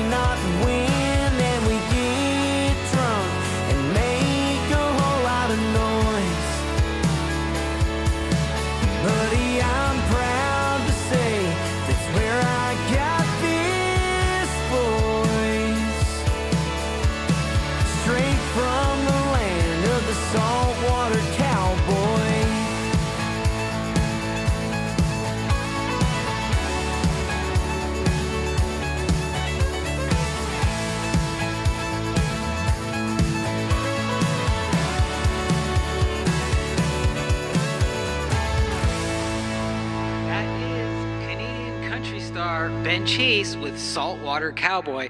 Stay tuned for more Ben Chase at the end of the show as we listen to one of his new songs, Bad Day to Be a Beer.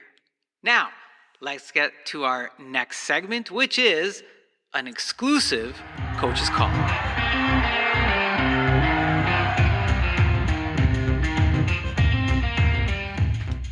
Welcome to, yes, the exclusive Coach's Call here on the Monthly Social. As some of you know, if you go to thecoachescall.com, I have my YouTube video version of the Coach's Call, but I haven't done a show in a little while over there. I did an exclusive Coach's Call on last month's version of the Monthly Social, and here I am doing another one. Summertime tends to be a bit slower on the video version. Of course, there's a lot of sports, but I do a lot of hockey over there. I cover some racing, sometimes soccer, etc. But this summertime, there's less controversy, it seems, in sports. But maybe I'm wrong, and that's why I'm doing an exclusive here on the Monthly Social. But hey, check out the videos. We'll see when I do my next one over on thecoachescall.com. Save it, subscribe, whatever you like. What I wanted to cover on this exclusive version of the show, a couple of things. Maybe it's really one thing that all centers around attitude, and maybe it just creeps into some different sports and manifests itself in different ways. As I'm preparing to release this show on August 1st, the Olympics have started, and there's scandal and controversy surrounding Canada, of all nations. I mean, this is Canada, maple syrup, hockey, people are nice, right? I don't know the conclusion or the investigation details yet because I think it's ongoing, but some things have happened. The Canadian coach has been suspended. Canada Soccer there's been a fine of over $300,000. There's been a couple of other individuals in the organization suspended over the allegation that Canadians women's soccer has been using drones to spy on opposition teams while they're having their private practices.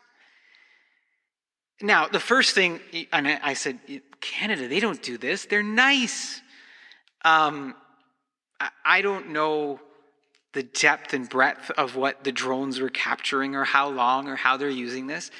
But this has spilled over into the prior coach as well, right? John Herdman. And they've interviewed John Herdman, and he said, look, in my time coaching the Canadians women's soccer, I know nothing of drone use. I didn't participate in it. Of course, I'm paraphrasing. I'm not using his words. But the notion is that he had no inkling of any type of activity of this sort happening. He has agreed that he will help or participate in whatever investigation is going, and that he has, of course, he has nothing to hide, essentially. Now, I don't know, a little while after he made that statement, a source, I don't know who the source is. There's always these sources that we don't know who they are. But a source said, oh, well, he used video that, 17 players were privileged to, or something along those lines. They're alluding to the fact that John Herdman knew something. We don't know that yet. But what's been happening online is that you've got a bunch of sports analysts saying, unbelievable, Canadians are cheaters. The soccer team, they're cheating by using these drones and spying on the other team. They're cheating. And I think, yeah, they might be cheating. I don't think it's legal to use these drones and spy, and it's probably not ethical either, right? I mean, in the name of sport. Go play your game, right? You learn, you watch the teams play other teams, but I don't think that the use of drones is an ethical use of them to spy on the other team and cheat, right? But here's where I get a little confused. Is one type of cheating in sport better, more acceptable than another kind of cheating? And let's just stay in the space of soccer or football, if you will, right? Of course, here we say soccer. I've been saying soccer all my life. Look, in the space of that, didn't we just watch Copa America, where the Argentinian player DePaul had a catastrophic fall with a wrenched ankle, rolling around in the dirt as if his career had ended? And what started that was that no other player actually touched him to begin his spiraling of pain, right? When you watch the replays, the Canadian player didn't even touch him, but he went flying. And the Canadian player, I believe, drew a yellow card, was penalized. And DePaul did this over and over and over in multiple games. And it was acceptable. It was acceptable on the field. It was acceptable to the referee. It was acceptable to the league that you had a player visibly cheating on the field, impacting the result of a game. So, what's the difference, I'm asking? What's the difference between allowing a player to blatantly cheat over and over and over on the field versus somebody recording somebody's practice? Somebody's practice.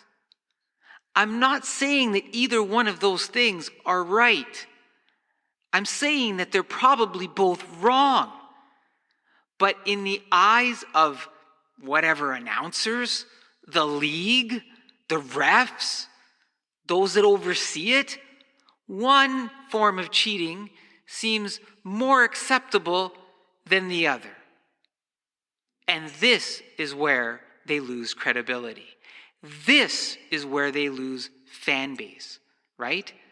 I mean, they're probably already losing fan base watching DePaul roll around in the dirt, unhurt, pretending to be hurt. And it's a head scratcher thinking, what is going on? What am I watching? But then when you see this scandal and you start to compare these things, there's no integrity in this game.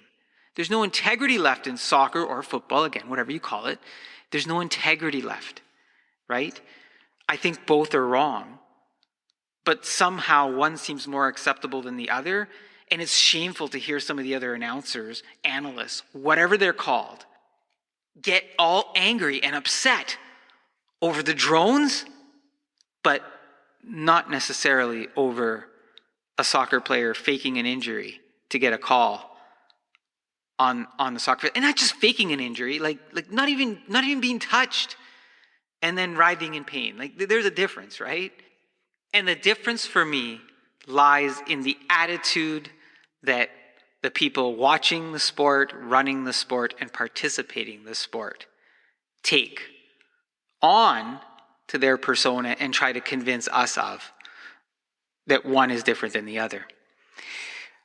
When I'm talking about integrity, honesty, and attitude, lately, and the Formula One season has now gone into the summer break. But the last couple of races, we've seen a Max Verstappen who races for Red Bull, who's just been an angry Max Verstappen. He's not been the dominant driver, and they've not had the dominant car that they've had earlier in the season and last season. And clearly, it's impacting his attitude. And you see him coming onto the radio and using foul language and engaging with his team and really taking on a me attitude, not a team attitude, where he feels that he knows best and that the team should exclusively listen to him, and he's not willing to take feedback, and he doesn't agree with the strategy. And it's all in this time period where he isn't winning. But it doesn't just stop at Max Verstappen. If you watched the Hungarian Grand Prix, you had Oscar Piastri, Lando Norris, and Lewis Hamilton, who finished on the podium. What was interesting about that, though, was that there were some team orders between Lando Norris and Piastri, where because of how they had pitted both cars, the team had said to Piastri, "Don't worry, Norris is going to let you pass, and you'll be in first again," because Piastri was leading. And team orders are usually that the team is telling the drivers, "Hey, we want you to one driver, we want you to do this, and the other driver will do that." Okay, so Norris was not responding to his team in a favorable way, where he was going to let his teammate Piastri retake the lead to win. And it would be Oscar Piastri's first win, coming first place in Formula One racing. Eventually he does, but you could clearly see that Norris didn't want to do that he seemed upset, that he felt that, he should have won the race, given that, he was put in the position to win the race. And it didn't just end on the racetrack. On the podium, you saw Norris, they're usually up there, they each have a champagne bottle, and tradition is they shake the bottle, they spray each other, they drink some, it's happy, even though you're on opposing teams. You celebrate the first, second, and third podium and the constructors. But what you saw was Norris take his bottle, slam it to get it going, and he walks right past his teammate Piastri, and he goes and sprays Hamilton and some other folks and himself. But leading up to them even getting to that in the room, in the cool-off room, where the top three usually wait for to come out onto the podium, you saw this exchange between Lando Norris and Lewis Hamilton, where Lewis Hamilton, and look, he hasn't been, the best role model in the past in terms of attitude, but I think that some of the newer drivers have just reached a new level. I never thought it was possible, but they did. And what you saw was, Hamilton paying a compliment to Norris, saying, "Hey, you guys have some really fast cars," basically. And again, I'm paraphrasing. "You guys have some really fast cars."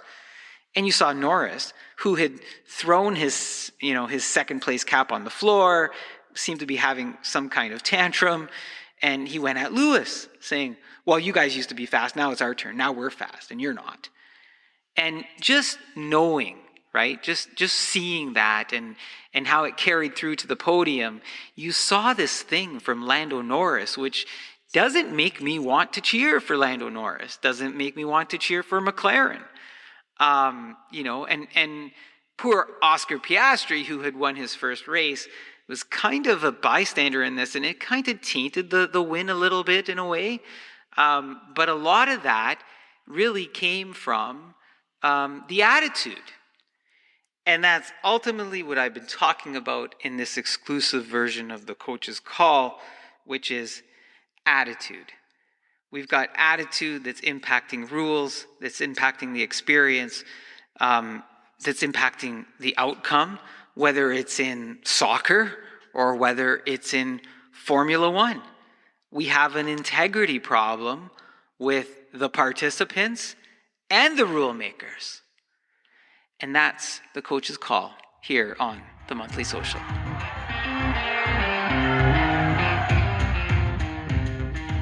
Well, thank you for joining me on that special segment of the Coach's Call. Hope that you enjoyed it. Again, there's some other video content over on thecoachescall.com.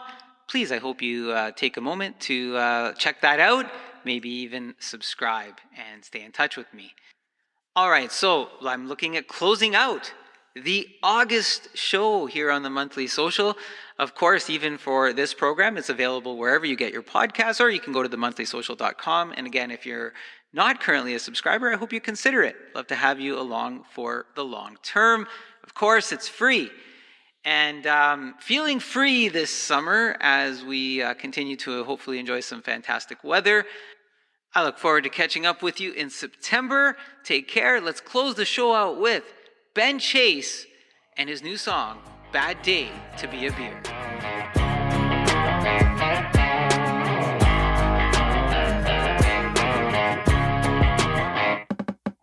Roll up to the dock in my camo Crocs, toss a ready bag ass in the cooler. Got my girl on my arm with with the two-piece songs. Friday couldn't come any sooner. Gonna float our way to a good buzz. Half a paycheck spent on the good stuff. No, it won't be long till we're halfway gone and feeling alright. Maybe it's sunshine on what state I'm in. The Clint White song cranked up to 10, but I'm one sip away from jumping right in to a solo cup of something. Hand me a long neck, drink 'em if you got 'em. Drop a little rhyme, let it sink through the bottom. It's a bad day to be a bear.